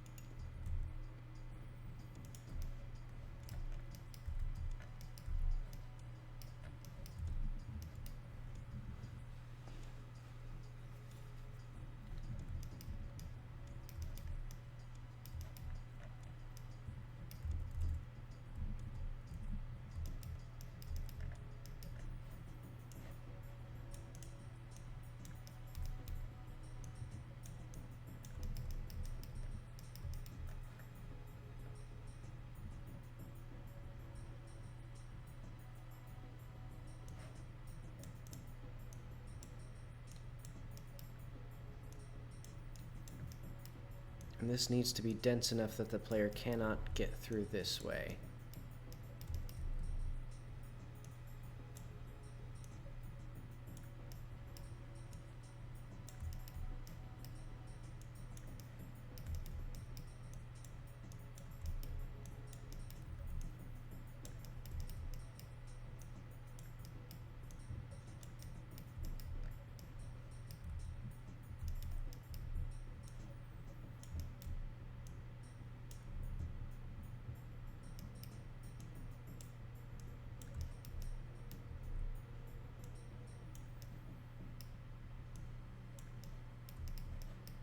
Yeah, that seems pretty well blocked. And then the very subtle thing, the very subtle little thing is going to be, I didn't make any sort of ancient tables. What is this? Decor. Oh, right. This little thing. I forgot that I designed a little material to be used as like a decoration.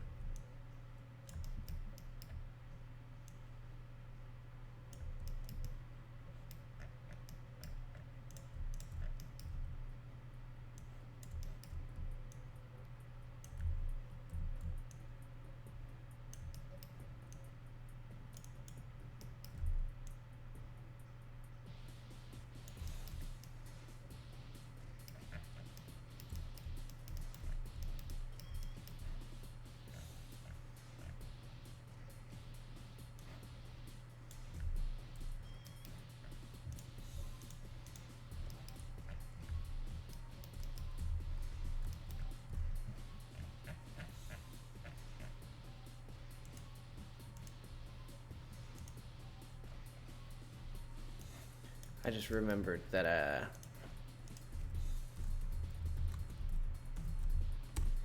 these gravity guns are controlled here, or that the gravity gun would be controlled here. Let's get a preview.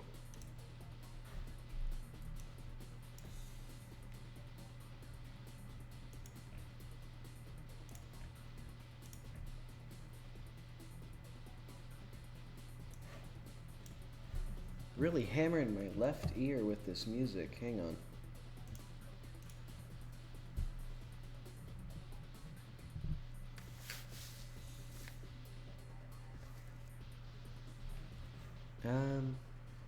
I'll skip a few minutes ahead.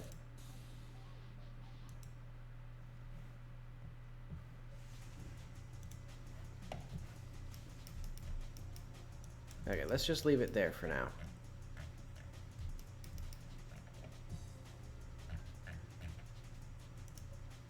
Then I'll do some grav gun pickups.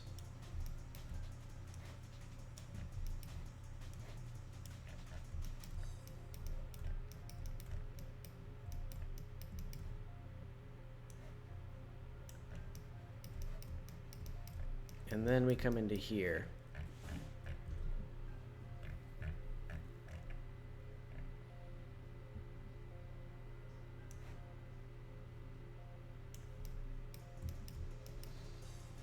So we need lots and lots of baubles.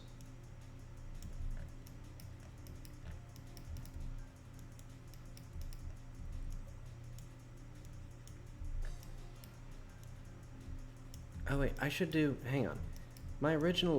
My first original challenge was, I think, better than this. Because I actually liked how it had you go up and then around. So I think I might do that still.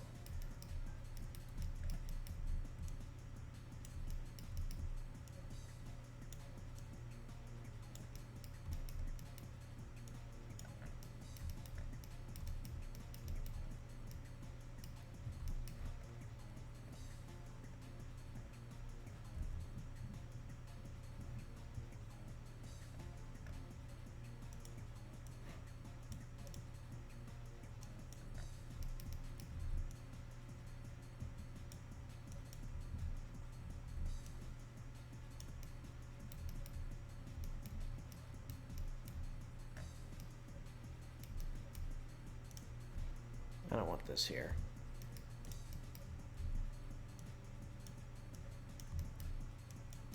Instead, what'll be here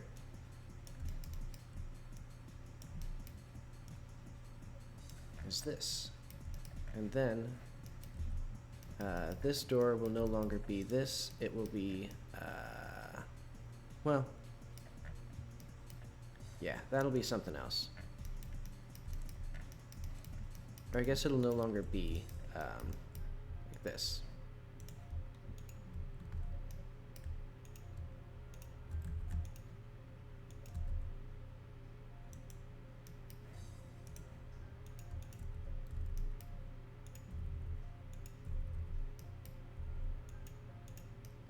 Oh, whoops.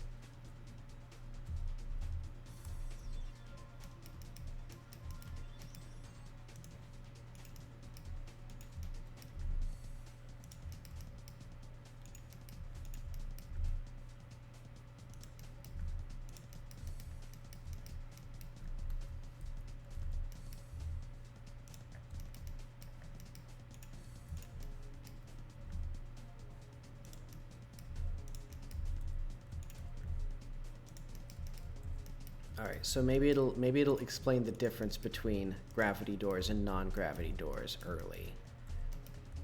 Because basically, I want, instead of just simply shooting a door to make it open, I want what I used to have, which was,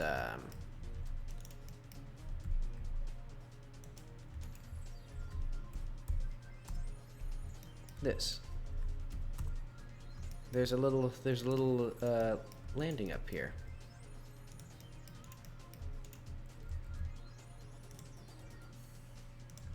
And then this will be how you get in, through a little, I don't know, something.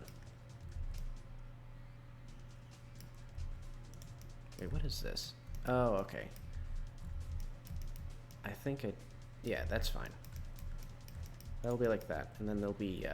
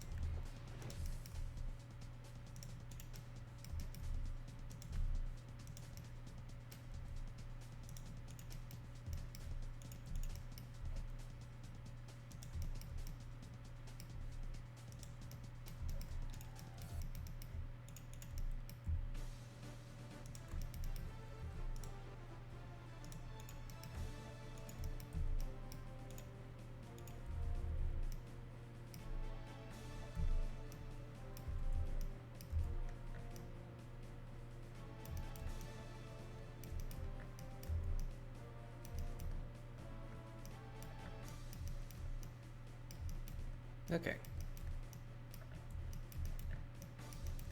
And then let's make this,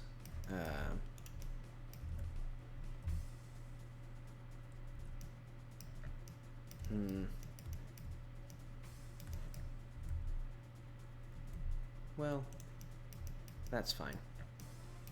I just want a little bit more space here so that way the player can, so that way I can get more stuff floating up here to get the player, like, teaching the player about gravity.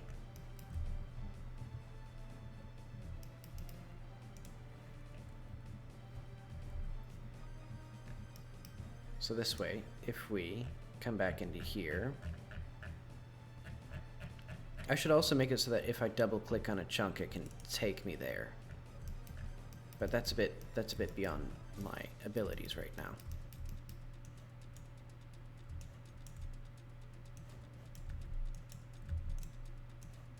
What the hell? I'm trying to hold, hang on, I'm trying to hold mouse to select things. There we go.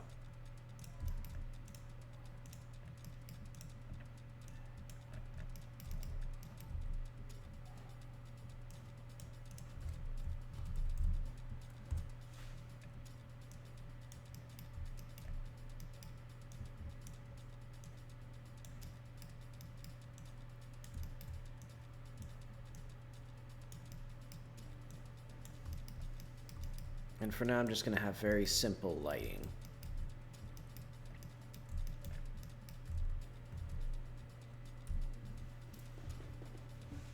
Oh wait, I forgot my, I'm going to put a little fountain.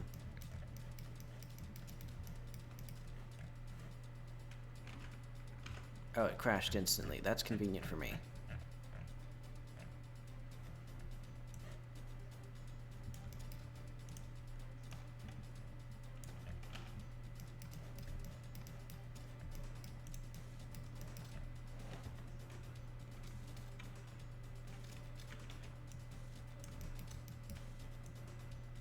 And I can get tons of mileage out of these beautiful things. Look at this. Doesn't that just tell you lore? Isn't that just epic lore? I need more, I need like, well, these were meant to be tests anyway, so I need to like actually get some of these. I'm gonna say, that's good.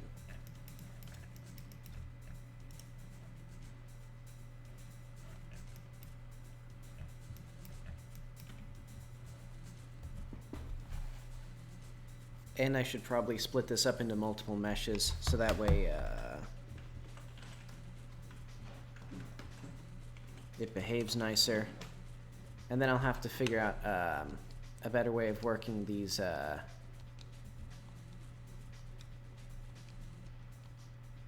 high-res and low-res meshes, or whatever I'm doing. Oh yeah, because technically this is a mesh instance.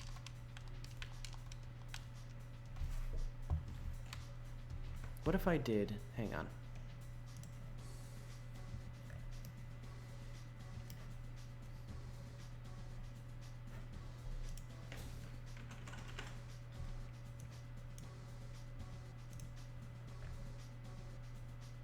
Glass... no, this isn't actually what I want.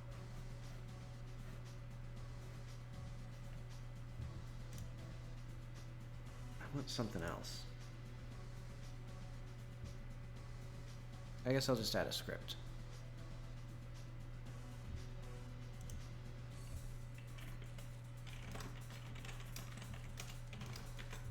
If not...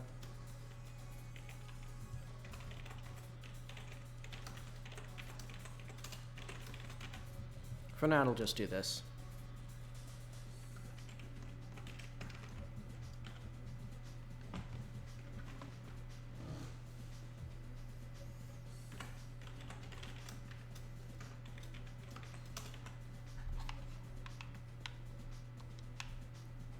Where'd it go?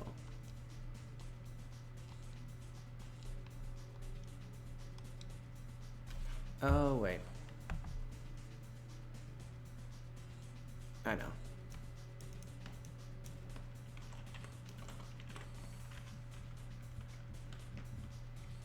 I need to remove the mesh from it instead of making it invisible, because then all of its children are invisible.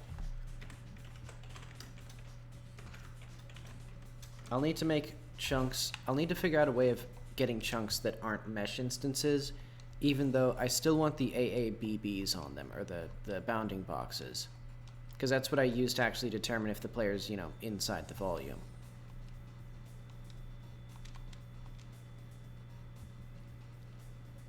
Okay.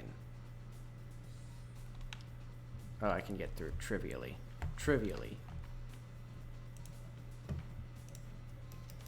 I should have saved before I quit out, or at least well, I didn't even need to quit out. Oh well.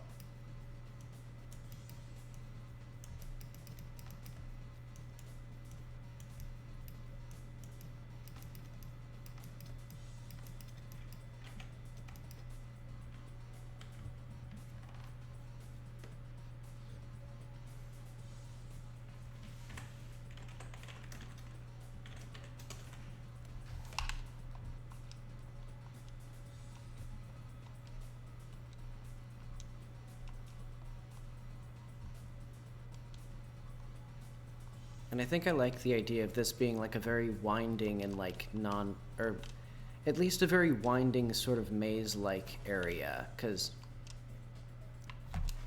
okay, hang on. I almost got this.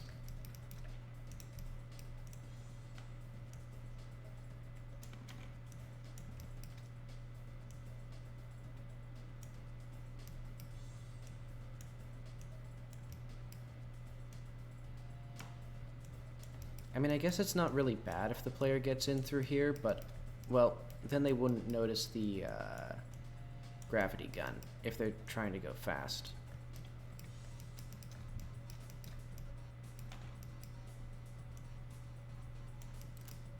Maybe I'll just put a bug up here as a reward for, you know, trying your best.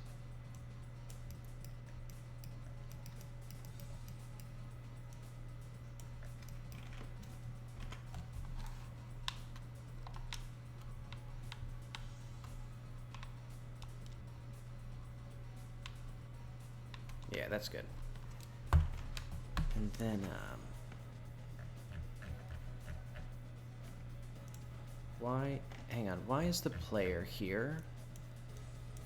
The player is not here. Like, this isn't...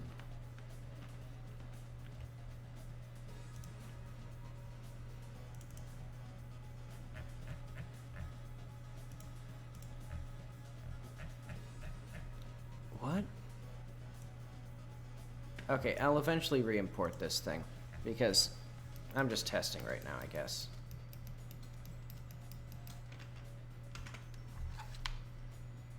But anyway, it doesn't need to collide with the camera. I would like these to be a bit smaller, I think.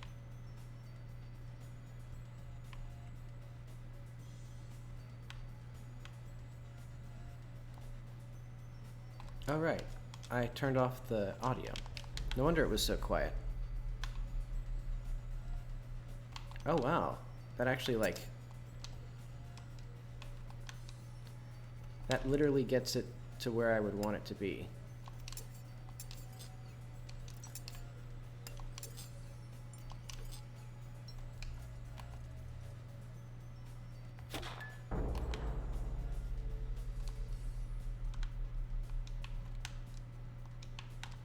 And it's pretty easy to get up here. Hang on.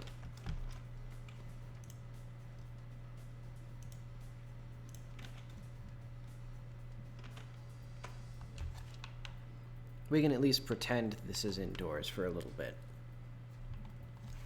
In fact, I'll even do what I was supposed to do.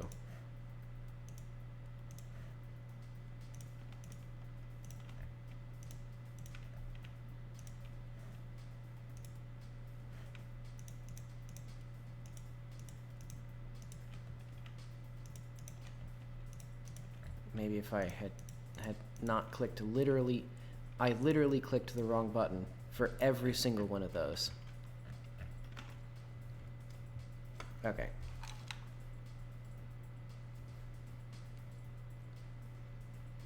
Now we have this. I'll put some more detours here as well, because I want it to feel like this is some sort of like actual facility. Like this is an actual place that had a purpose. And it's not just a linear corridor of things.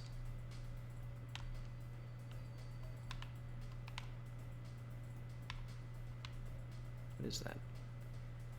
Oh, that's the reflections. Okay. I mean, I guess this is actually... you could technically cheese this with, like, that. Oh, no, you couldn't, actually. You'd have to be a bit more creative than that.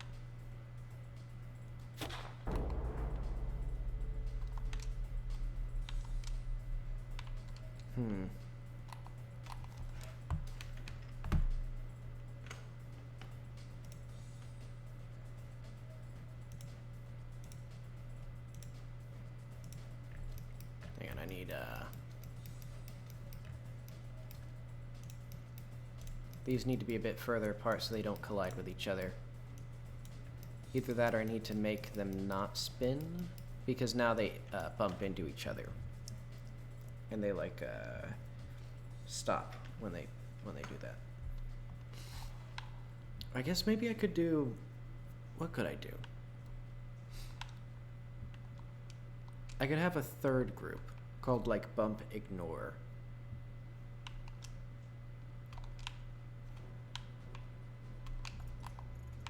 What happens?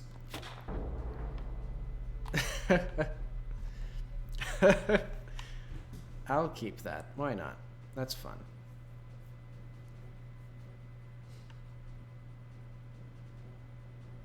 Well, I have a better idea.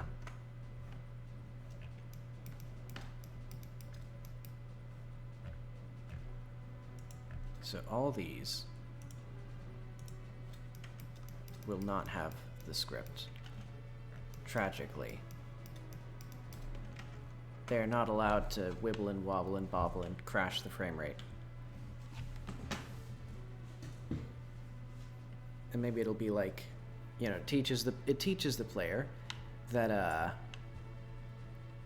if it's inconvenient for me, I won't let you gravity stun things.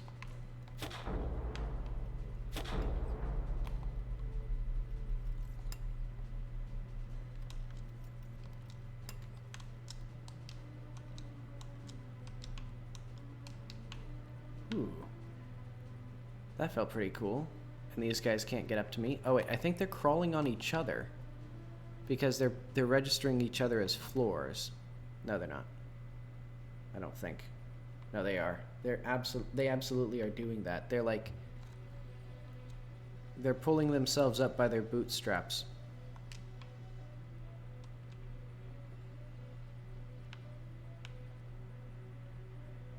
And this just goes to the same place.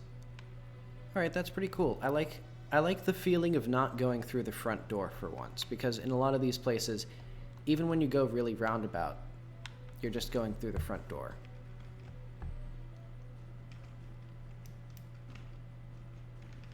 Let's see, I need this. This needs its gravity platform.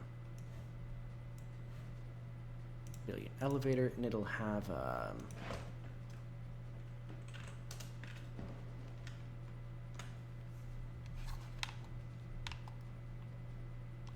there should be a fountain somewhere, like more conveniently for me. I'll say right there.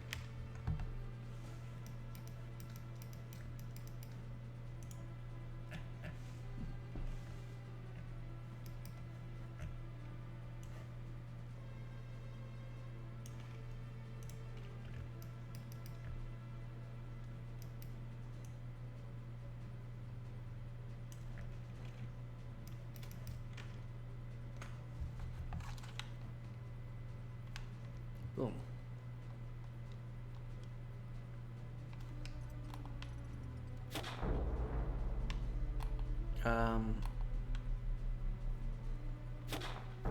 Oh, wait.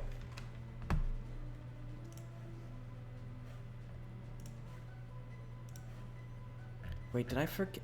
What? Wait, what the hell did I put the script on? Oh, I put it on the entire building.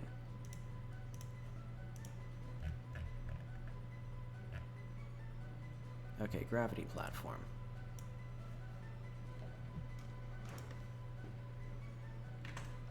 This feels like one of those things that the player would get stuck on for a while. I think I'll make it more clear that that it's a thing. Or that it's important by just putting more like seams on it and stuff. Oh crap. Hang on.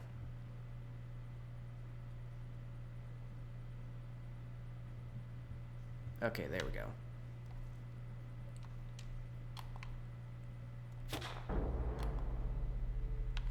Oh, right. Okay. I mean, that is... Well, actually... I think... some of that, a little of that, is fun. Too much of it, though, and it's going to start, like, spinning, and I don't have a system of, like, letting it settle organically with, like, actual physics or anything. So it would just, like... It would just be permanently screwed up. Also, I need to, like... That's too steep for the poor player.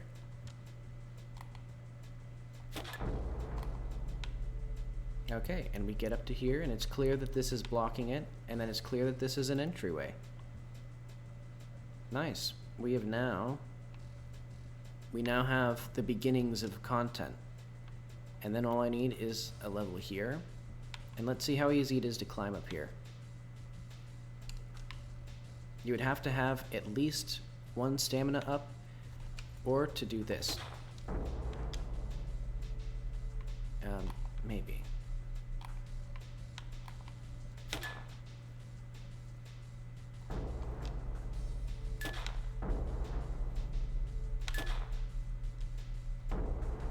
I keep messing that up. Anyway, it's easier to just do this. And that's the important part.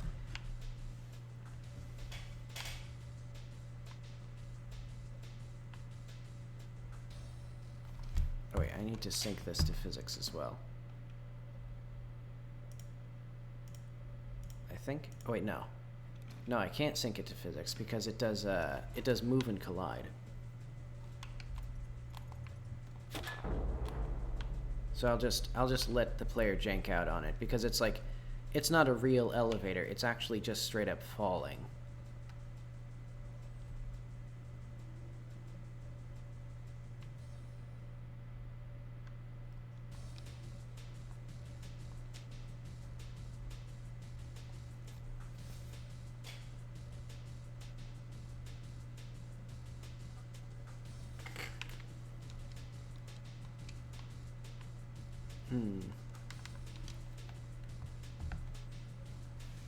Let's see, in the last 20 minutes, I need to briefly use the bathroom. Which I think is a fun thing, a fun activity for anyone in the family.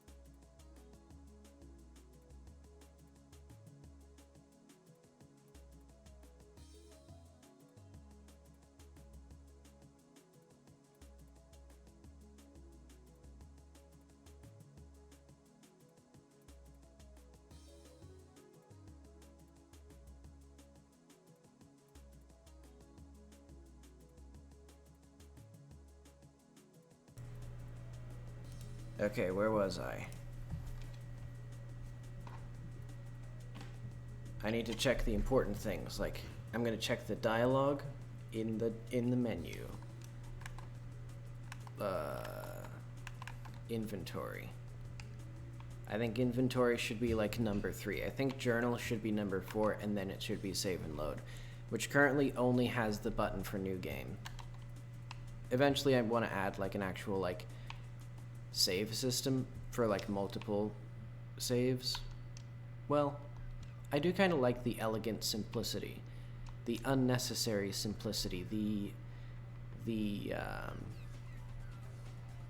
iPod Nano school of simplicity, which is that the less control you have, the better, because I'm smart and you're dumb.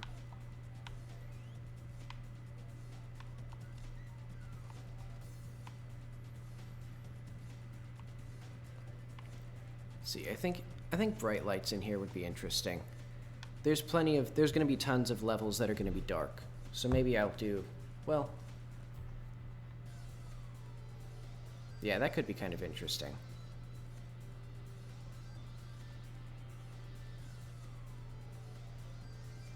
And also I want to put a little bit more,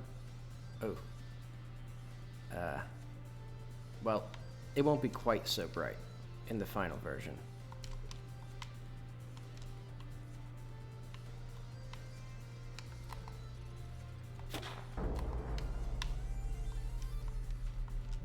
Ooh, this is exactly what I'll do for the first challenge. Maybe it's like the path has collapsed and it's blown up and it's destroyed forever.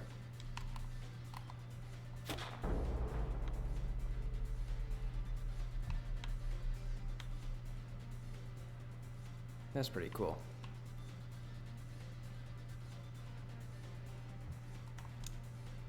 Oh, I forgot. Okay, save and quit. So yeah, the first challenge is going to be a big pit. Actually, ooh, this is a convenient thing. What if, say,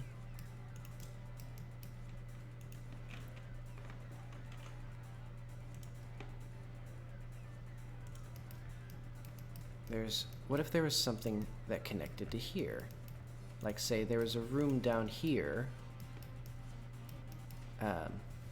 Well, how exactly do I want to do this? Because I think it would be kind of cool.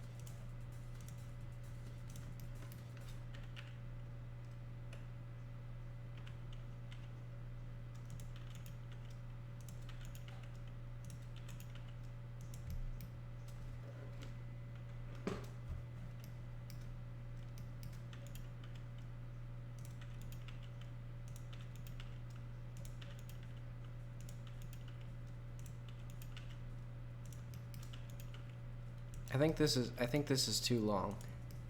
I think this is a slightly too large of a platforming challenge. Well, I mean, it could be kind of cool. As long as I like.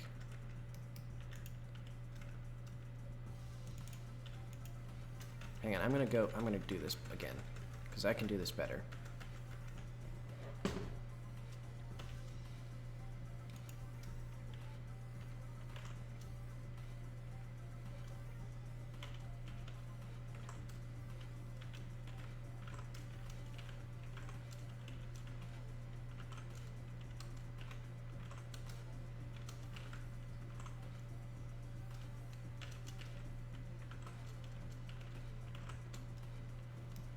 Alright, let's say it does that, and then it goes inward. And then it does something inward. And I'll assume that it also does various things along this path. But what I need is...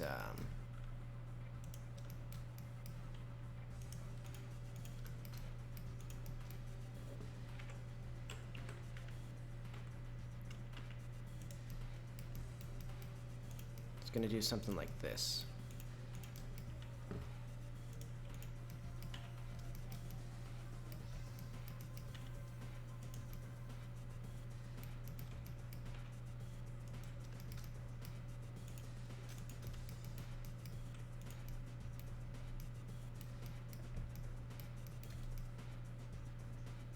There was a larger room around this. How the hell is this gonna work?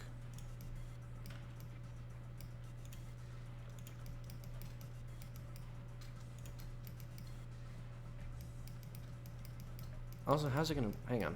I also need to... I'm losing my mind.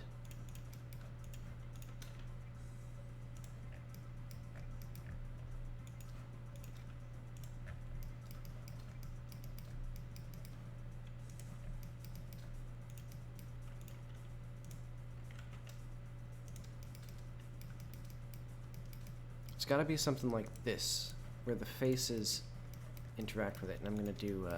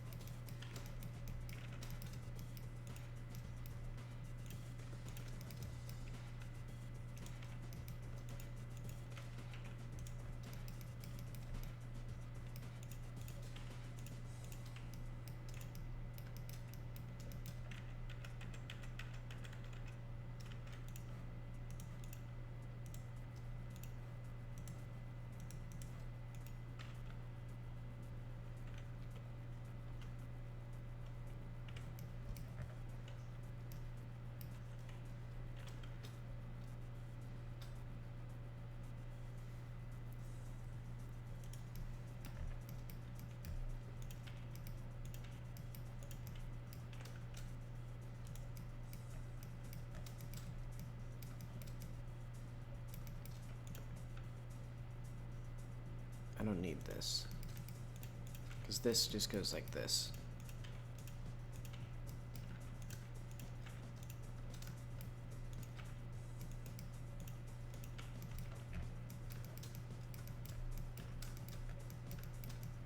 So presumably there is something that used to be here that is, or some bridge that was here that's now broken. Actually, I guess I can just do that. So like, there's a little thing.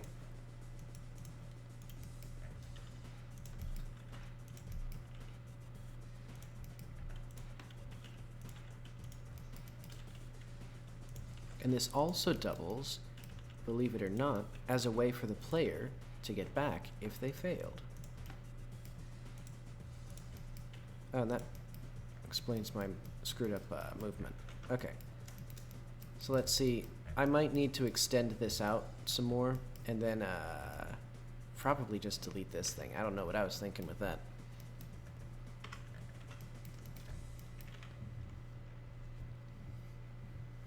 But okay, so there's going to be some things down here.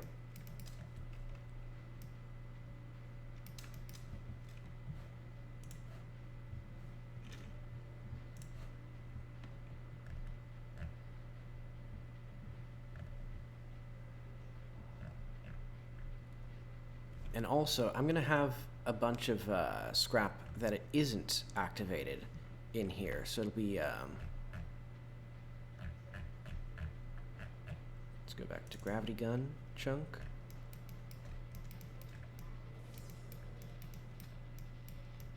So yeah, let's put some square platforms down here, which do not respond to this at all. Then the gravity platform, or the bobble.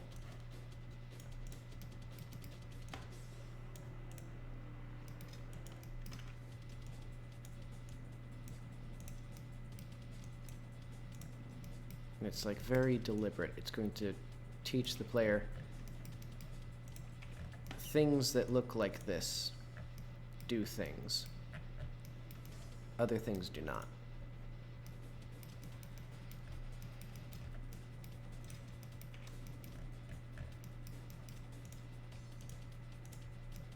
Can I grab that?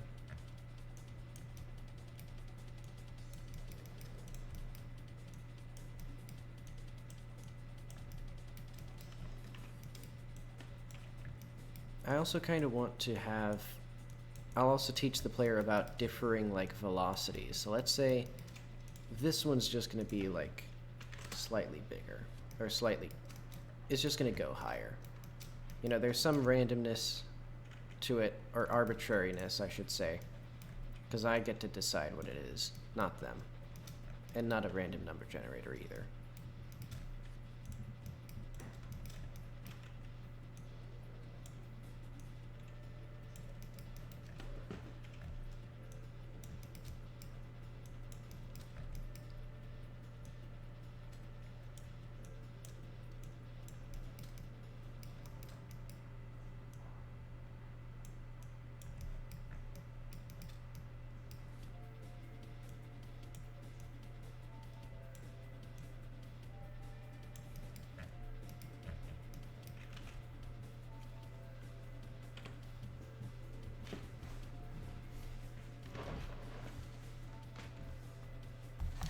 And then there should just be a big combat arena. Oh. Can I get past this with just my base moveset? I don't think so, actually. But, yeah, look at that. It's a path up.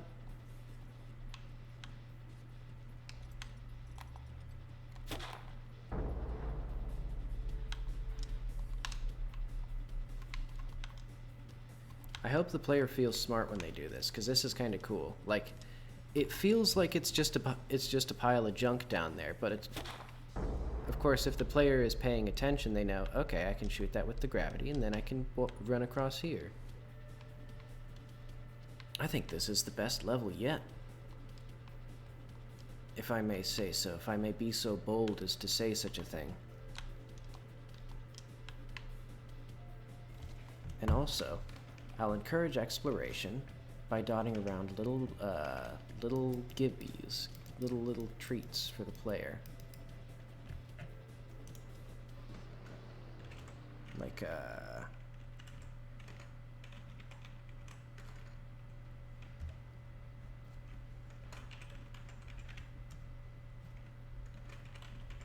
grav gun pickup, where is that?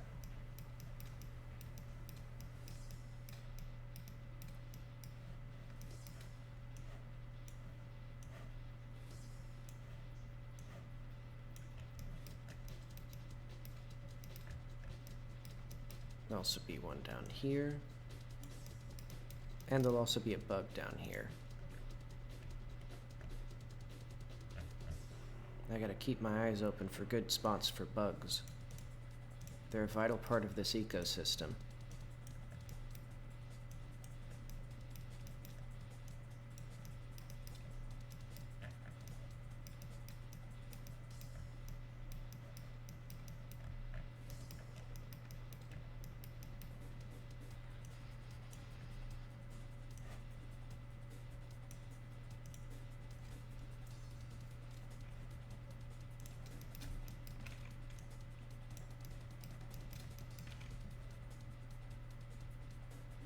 I think, hang on, I'm gonna make it, I think this should have 2 by default, I think.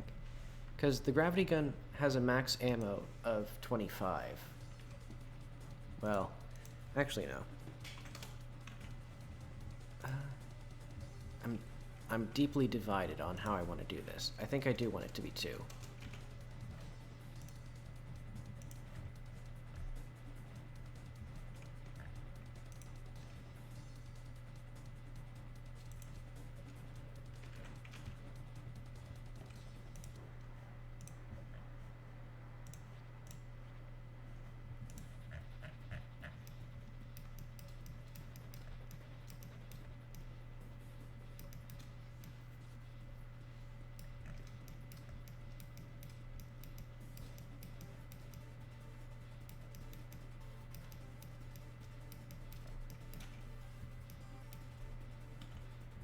Also, now that I think about it, this is very easy for the player to get up to if they fall, or if they don't know how the elevator works yet. They can just run into here somewhere. Oh yeah, they can just run through here.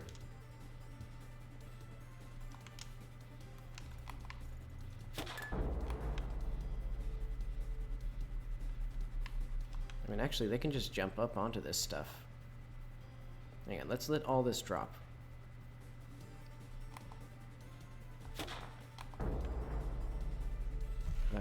I know. I do need a thing.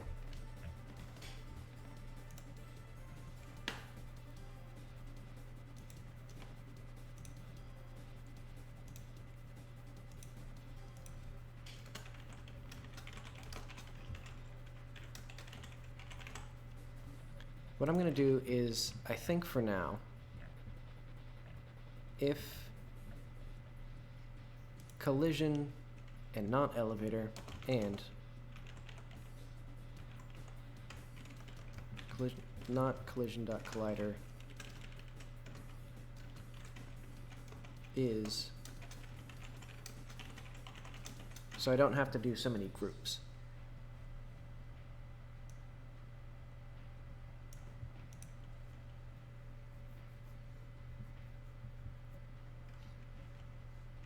Yeah, otherwise they just push each other around.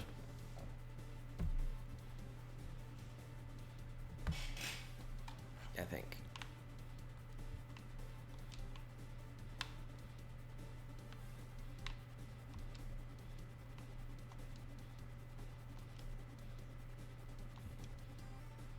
I'm gonna make this path harder to notice. Actually, I know exactly how to do that.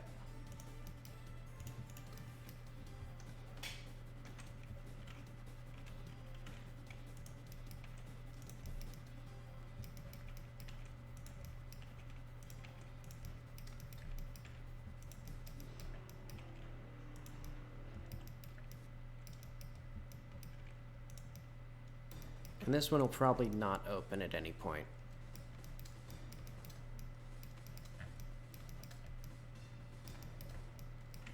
But you know, this way,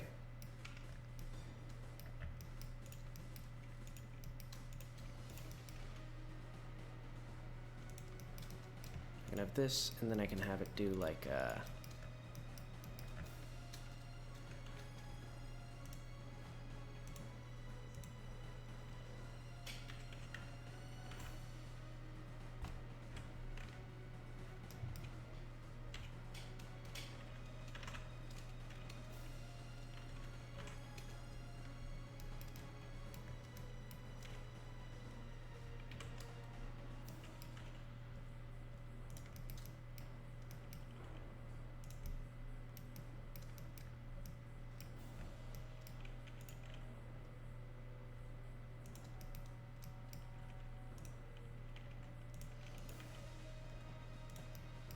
Let's see, what will be in here?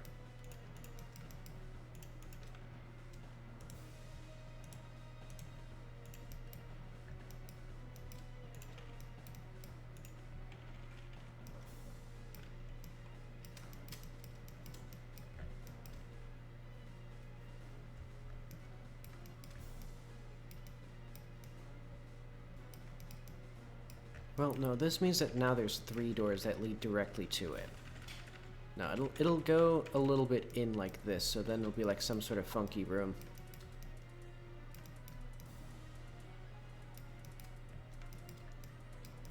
So it's like there's something in here, and hopefully it distracts the player so that they're less likely to notice this one. Because this is like the important thing.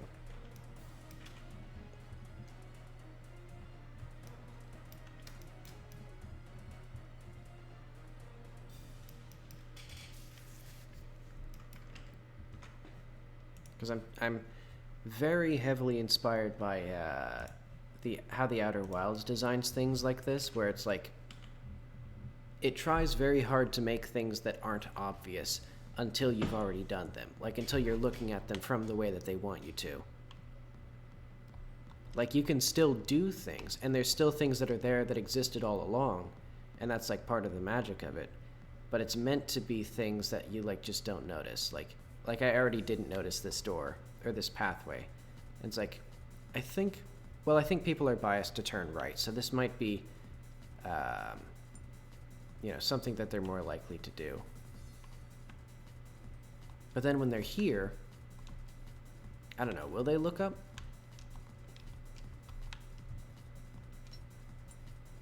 I think this just steadily gets less likely to happen. So the player's more likely... Well, I don't know. If they don't know about this... Wait, what?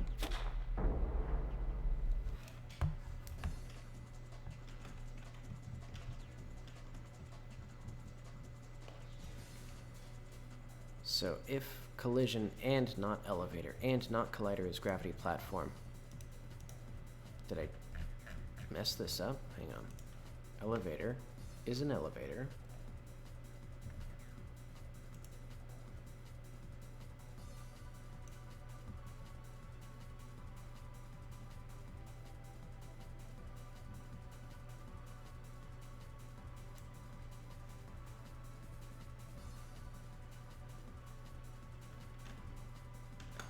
I don't know why this isn't working anymore.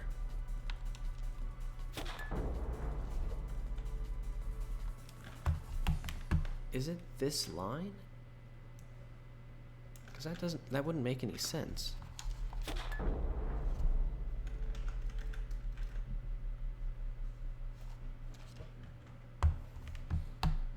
Using own name in class file is not allowed. What? Oh, okay, so that's the thing then. Okay, so let's do, I guess I do have to do, like, not col dot is in group. Ignore, boom. Push always.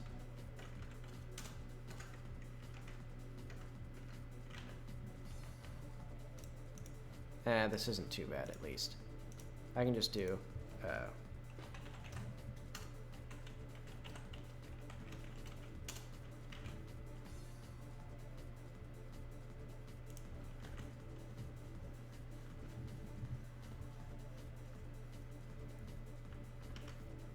Wait, did I do?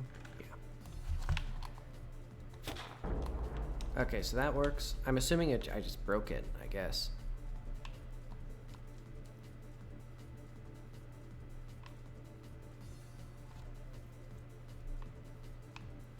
And I guess this will look much cooler once I actually get the shadows in, or the lighting in.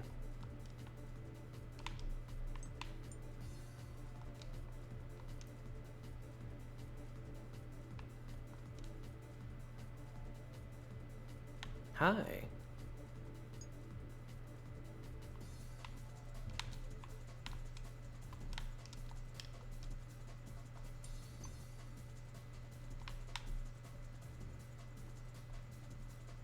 Let's see.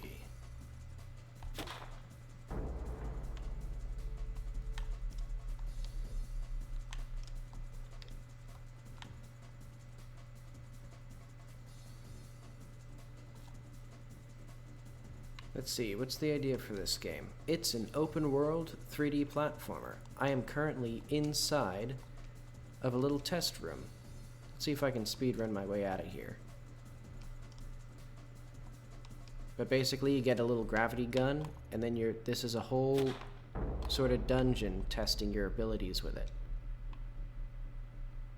How do I get out of here? It's very maze-like. That was one of the sort of goals of this level.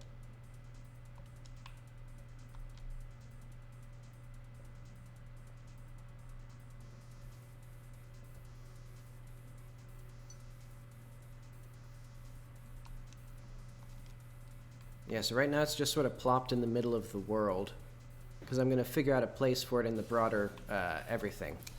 Wow, this music suddenly started going nuts. Hang on. Actually, I'll just lower it on my end.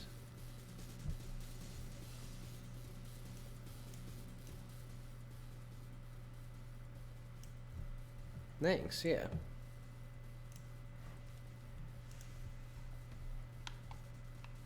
Yeah, I tried to make the world itself very vertical and, like, have interesting landmarks, though right now there's some pretty big seams.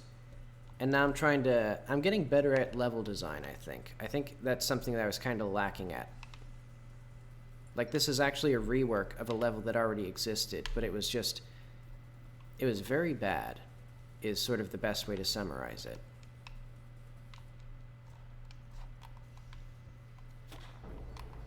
But once this gets all gussied up, it should look pretty cool.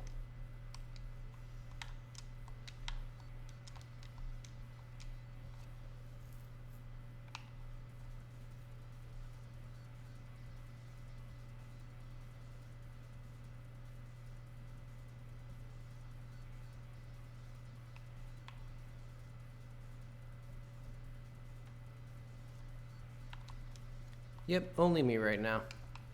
I've been thinking of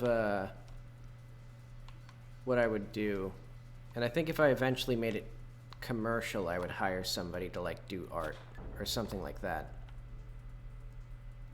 Well, actually, I'd probably need a few people to really get it, like, into a commercial state. The downside of making big games like this is that there's so many different things that can go wrong.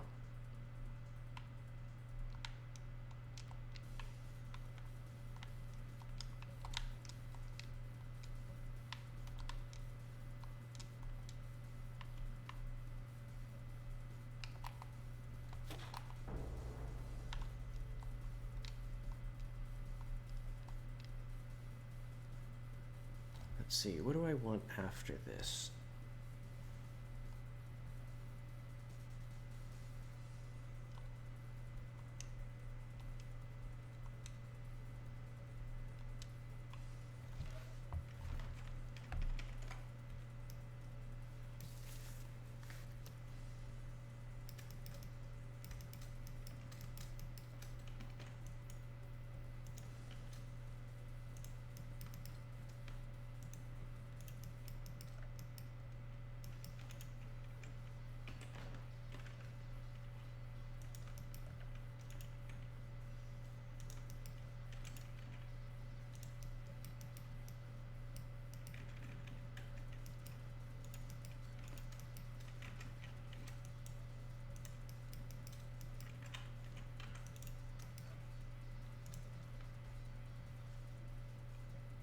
Thanks.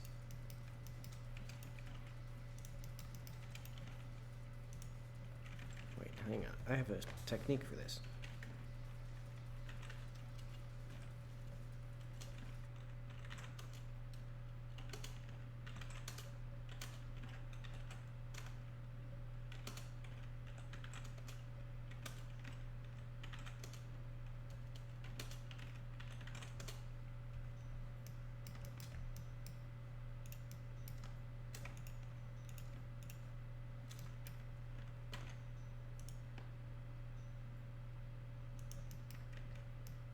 Actually, let's do...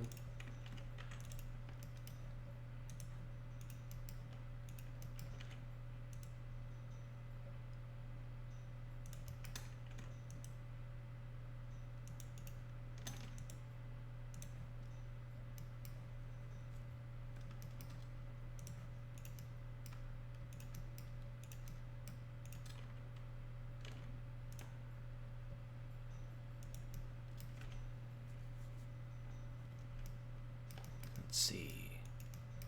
I guess.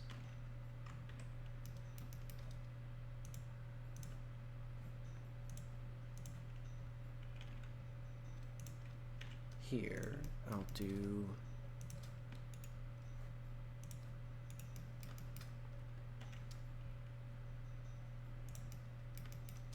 Alright, I now have a way for these two to interact.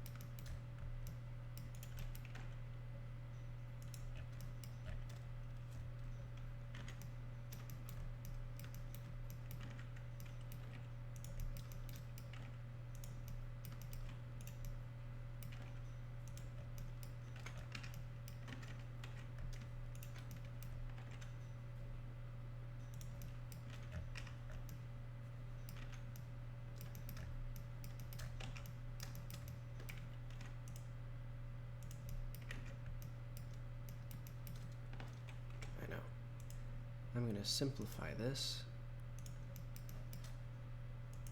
by making terrible things.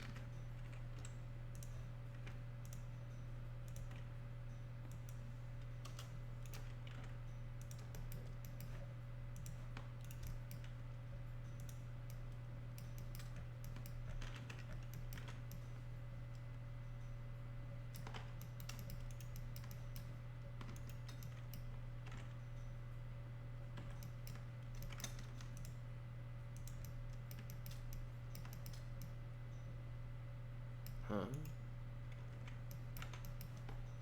Hang on, I need to like...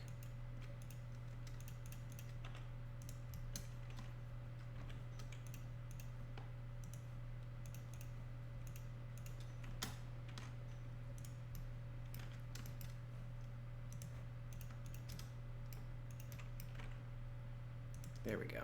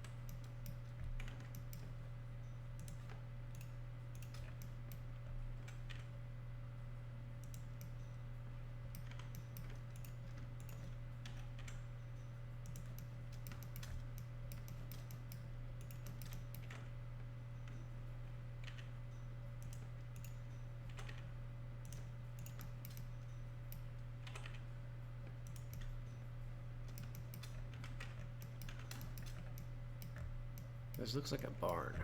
Oh well. I don't know what exactly benefit this will give the player.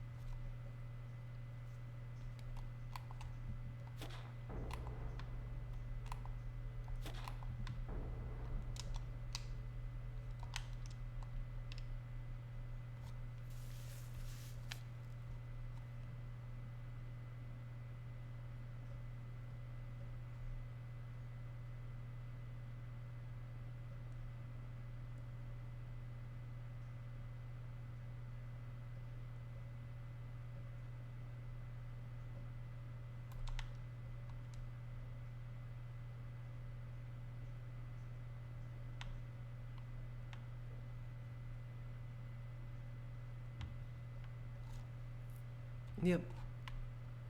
Yeah, these would be good places for a few of those. So yeah, this thing has pretty limited ammo.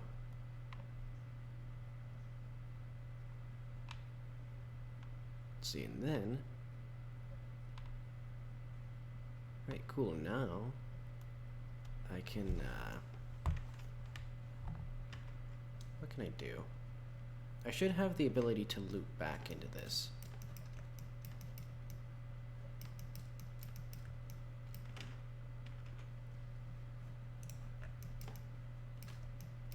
So there should be a...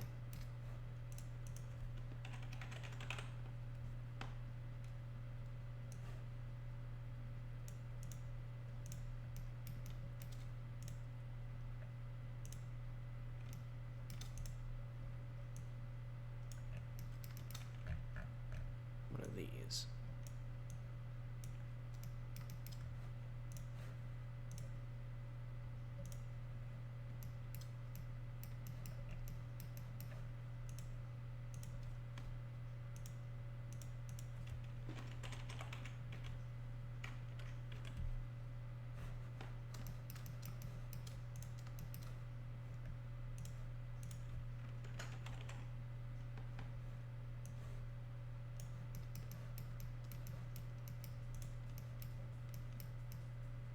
So hopefully this isn't too subtle for the player.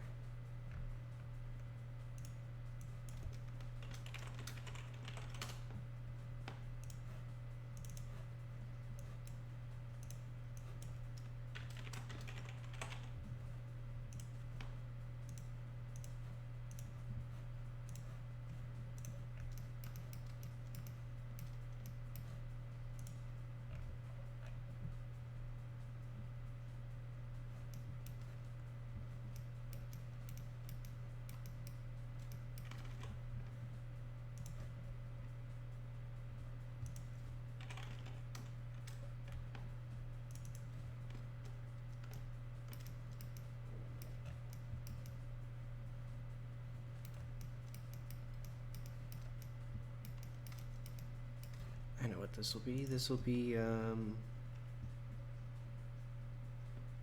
fountain.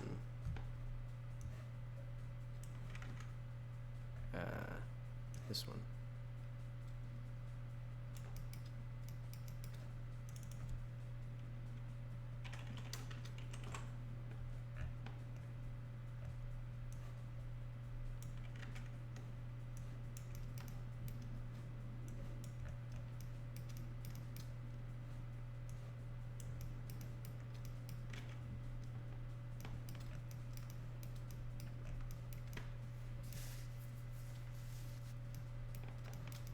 I should also have more vertical exploration, because I do like running around and finding neat little things, but I also need oh wait, where's this?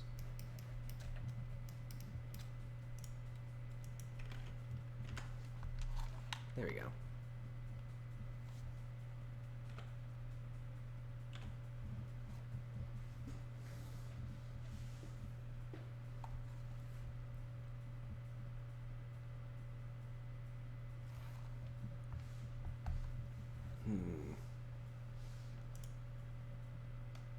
Oh, wait, okay. I forgot to add the actual animation for opening the thing. Let's see, blocker.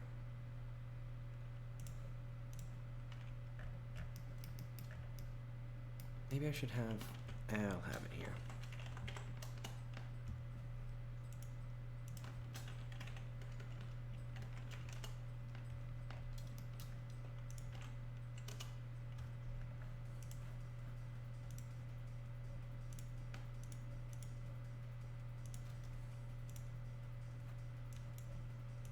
So now, this path is open, and the player can go up to the next level, which will be surely something.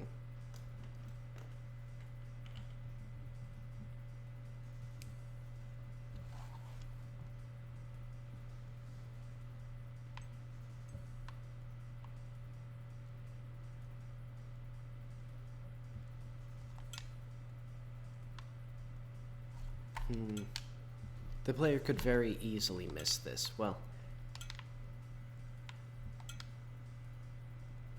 I guess if I make that a little more obvious, that wouldn't be too bad. But let's save and quit there. Because now I need a return.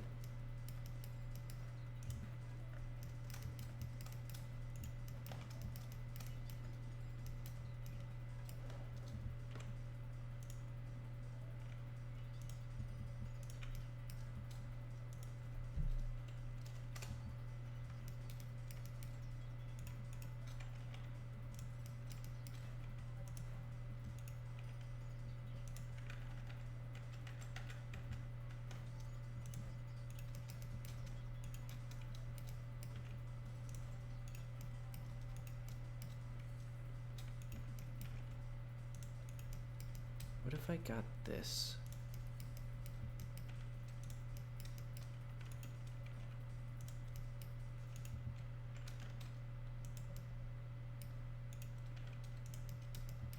And then it went straight into here.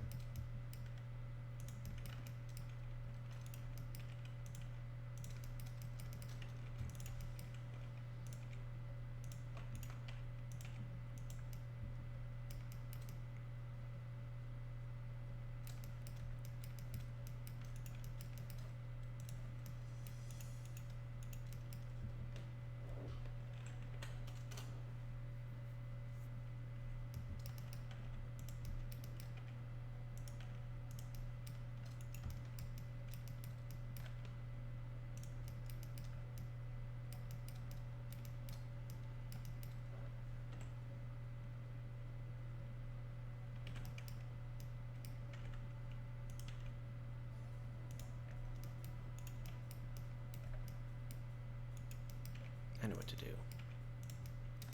Okay, so this vent will go straight up.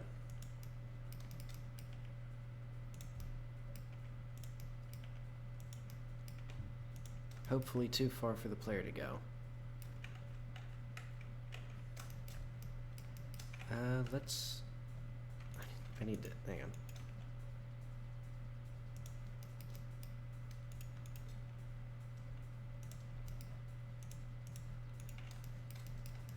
Let's see. I can fit this together.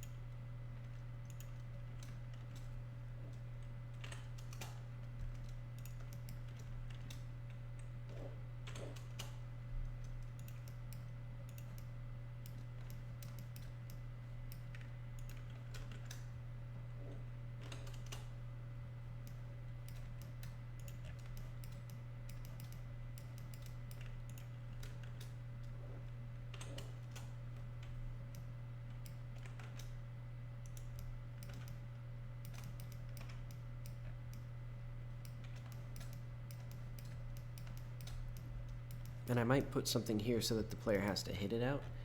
But then again, I think this is okay.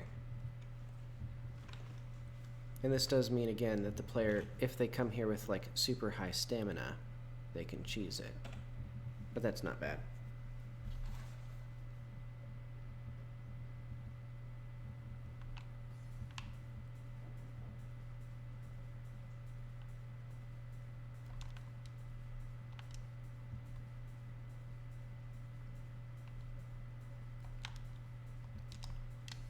Oh, wait, yeah.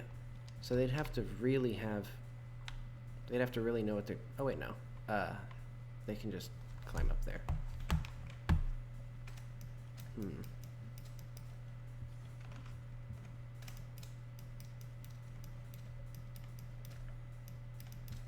I think the first thing to do is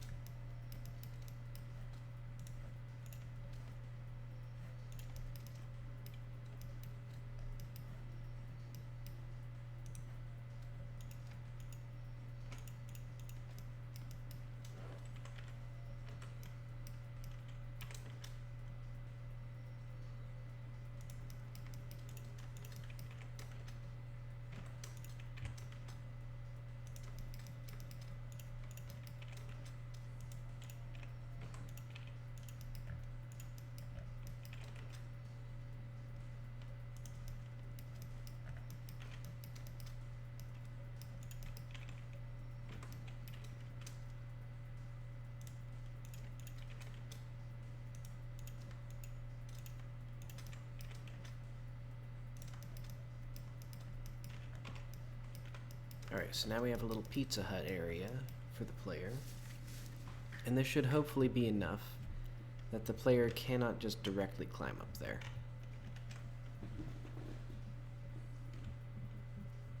Though it may still be enough.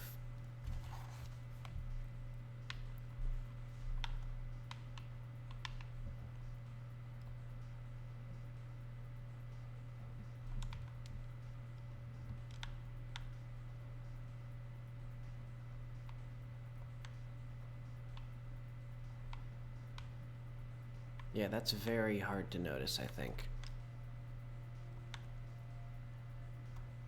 Oh, but it is,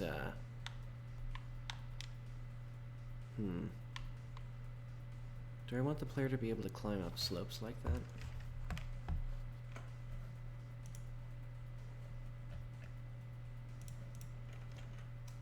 Min climb dot climb.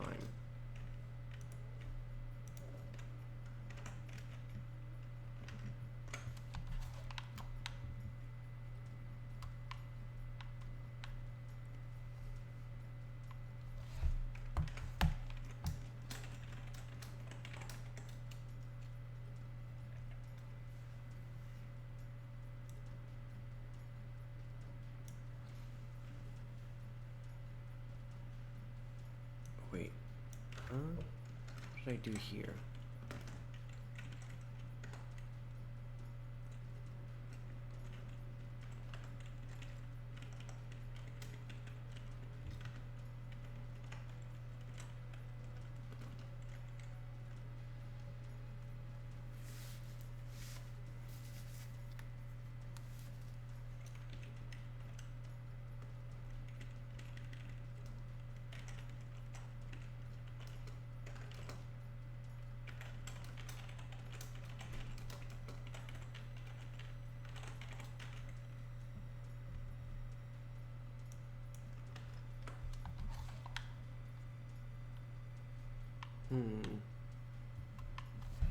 Um,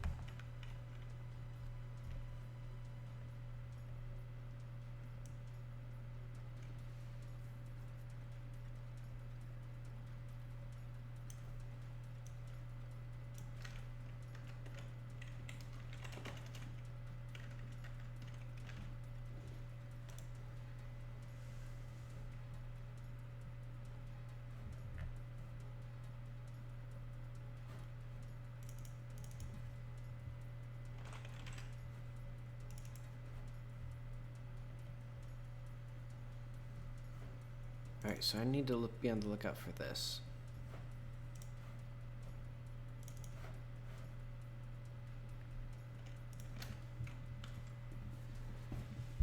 Because I think I've messed up my climbing code so that it doesn't actually care if I haven't touched, or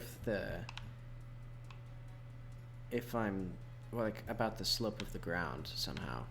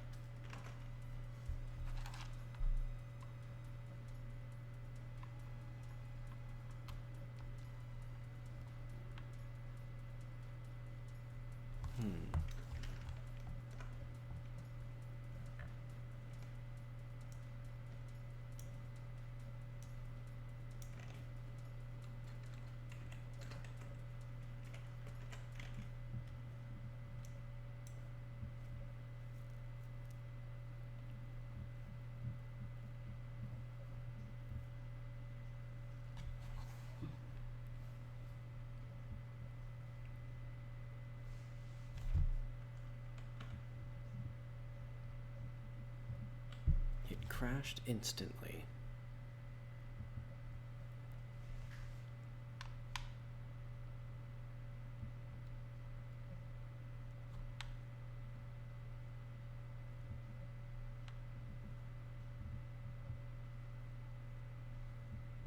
What on earth?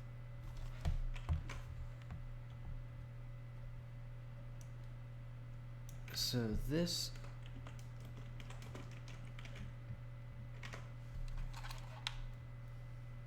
that needs to be there. And this... it does not make any sense. If, after this time, the climb area is empty,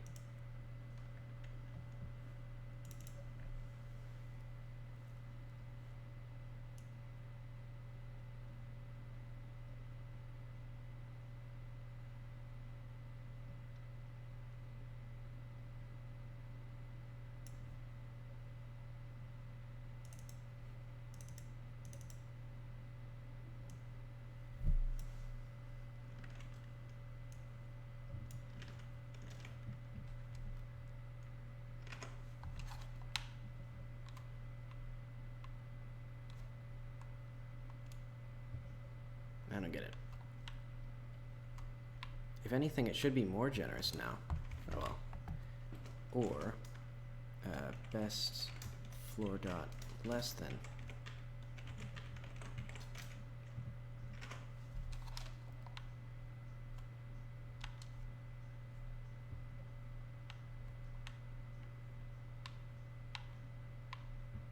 Alright, let's see if I can climb up this. Okay.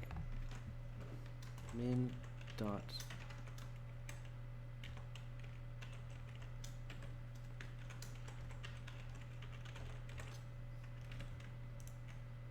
let's put this back to 0.2 because I think there was a bug with this where it wasn't actually checking this minimum dot. Think a chatty Terrachad Sigma big brain genius of. Well, thank you, Vanya.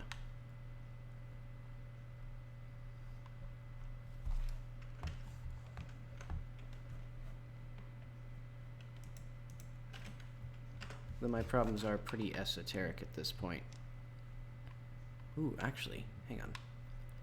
I bet you can cheese it like this. Yeah, okay.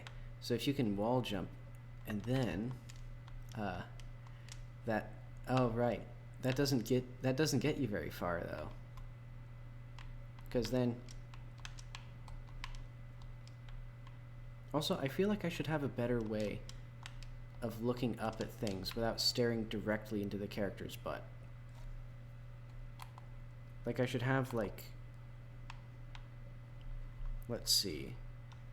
This is all in Godot script. So it's just built in to the Godot engine. It's okay. Let's see. I like it more. I'm gonna put on the Fallout 1 and 2 soundtracks. Though I probably shouldn't dev for too much longer.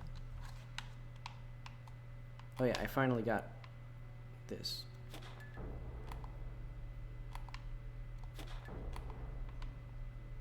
So now, I think tomorrow I'm gonna start on level 2. Say, I know you two just got here, but I'm actually gonna be heading out for the night. I'll be back tomorrow about 3 hours ago. So let's get all this stuff. Oh wait, is this? Oh wait, that's fine.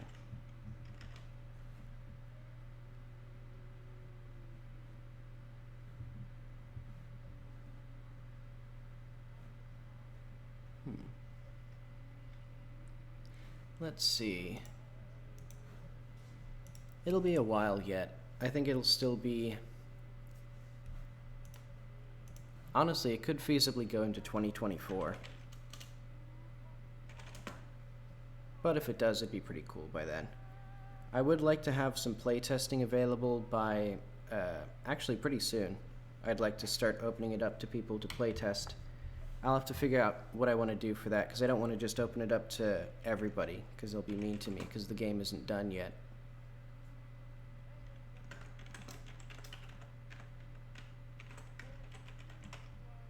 But yeah, stay tuned for that. I might open it up to people on the stream. Let's see.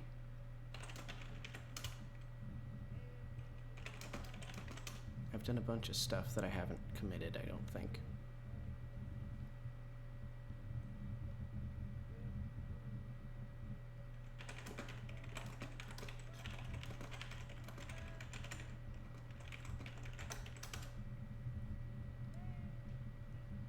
Jak 4, that is the original title of the game, but it's not really related to the Jak and Daxter series anymore. Well, I guess it never was, technically, but that's what I used to call it. Because it's a very similar game mechanically, at least.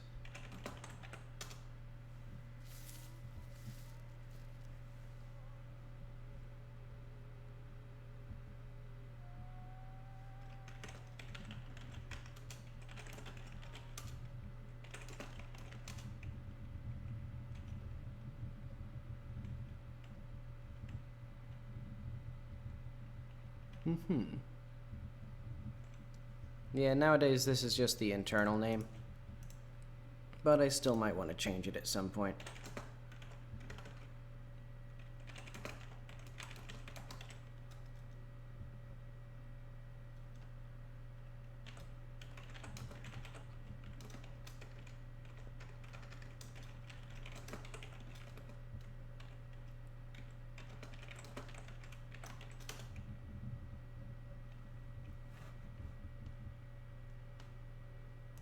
Alright.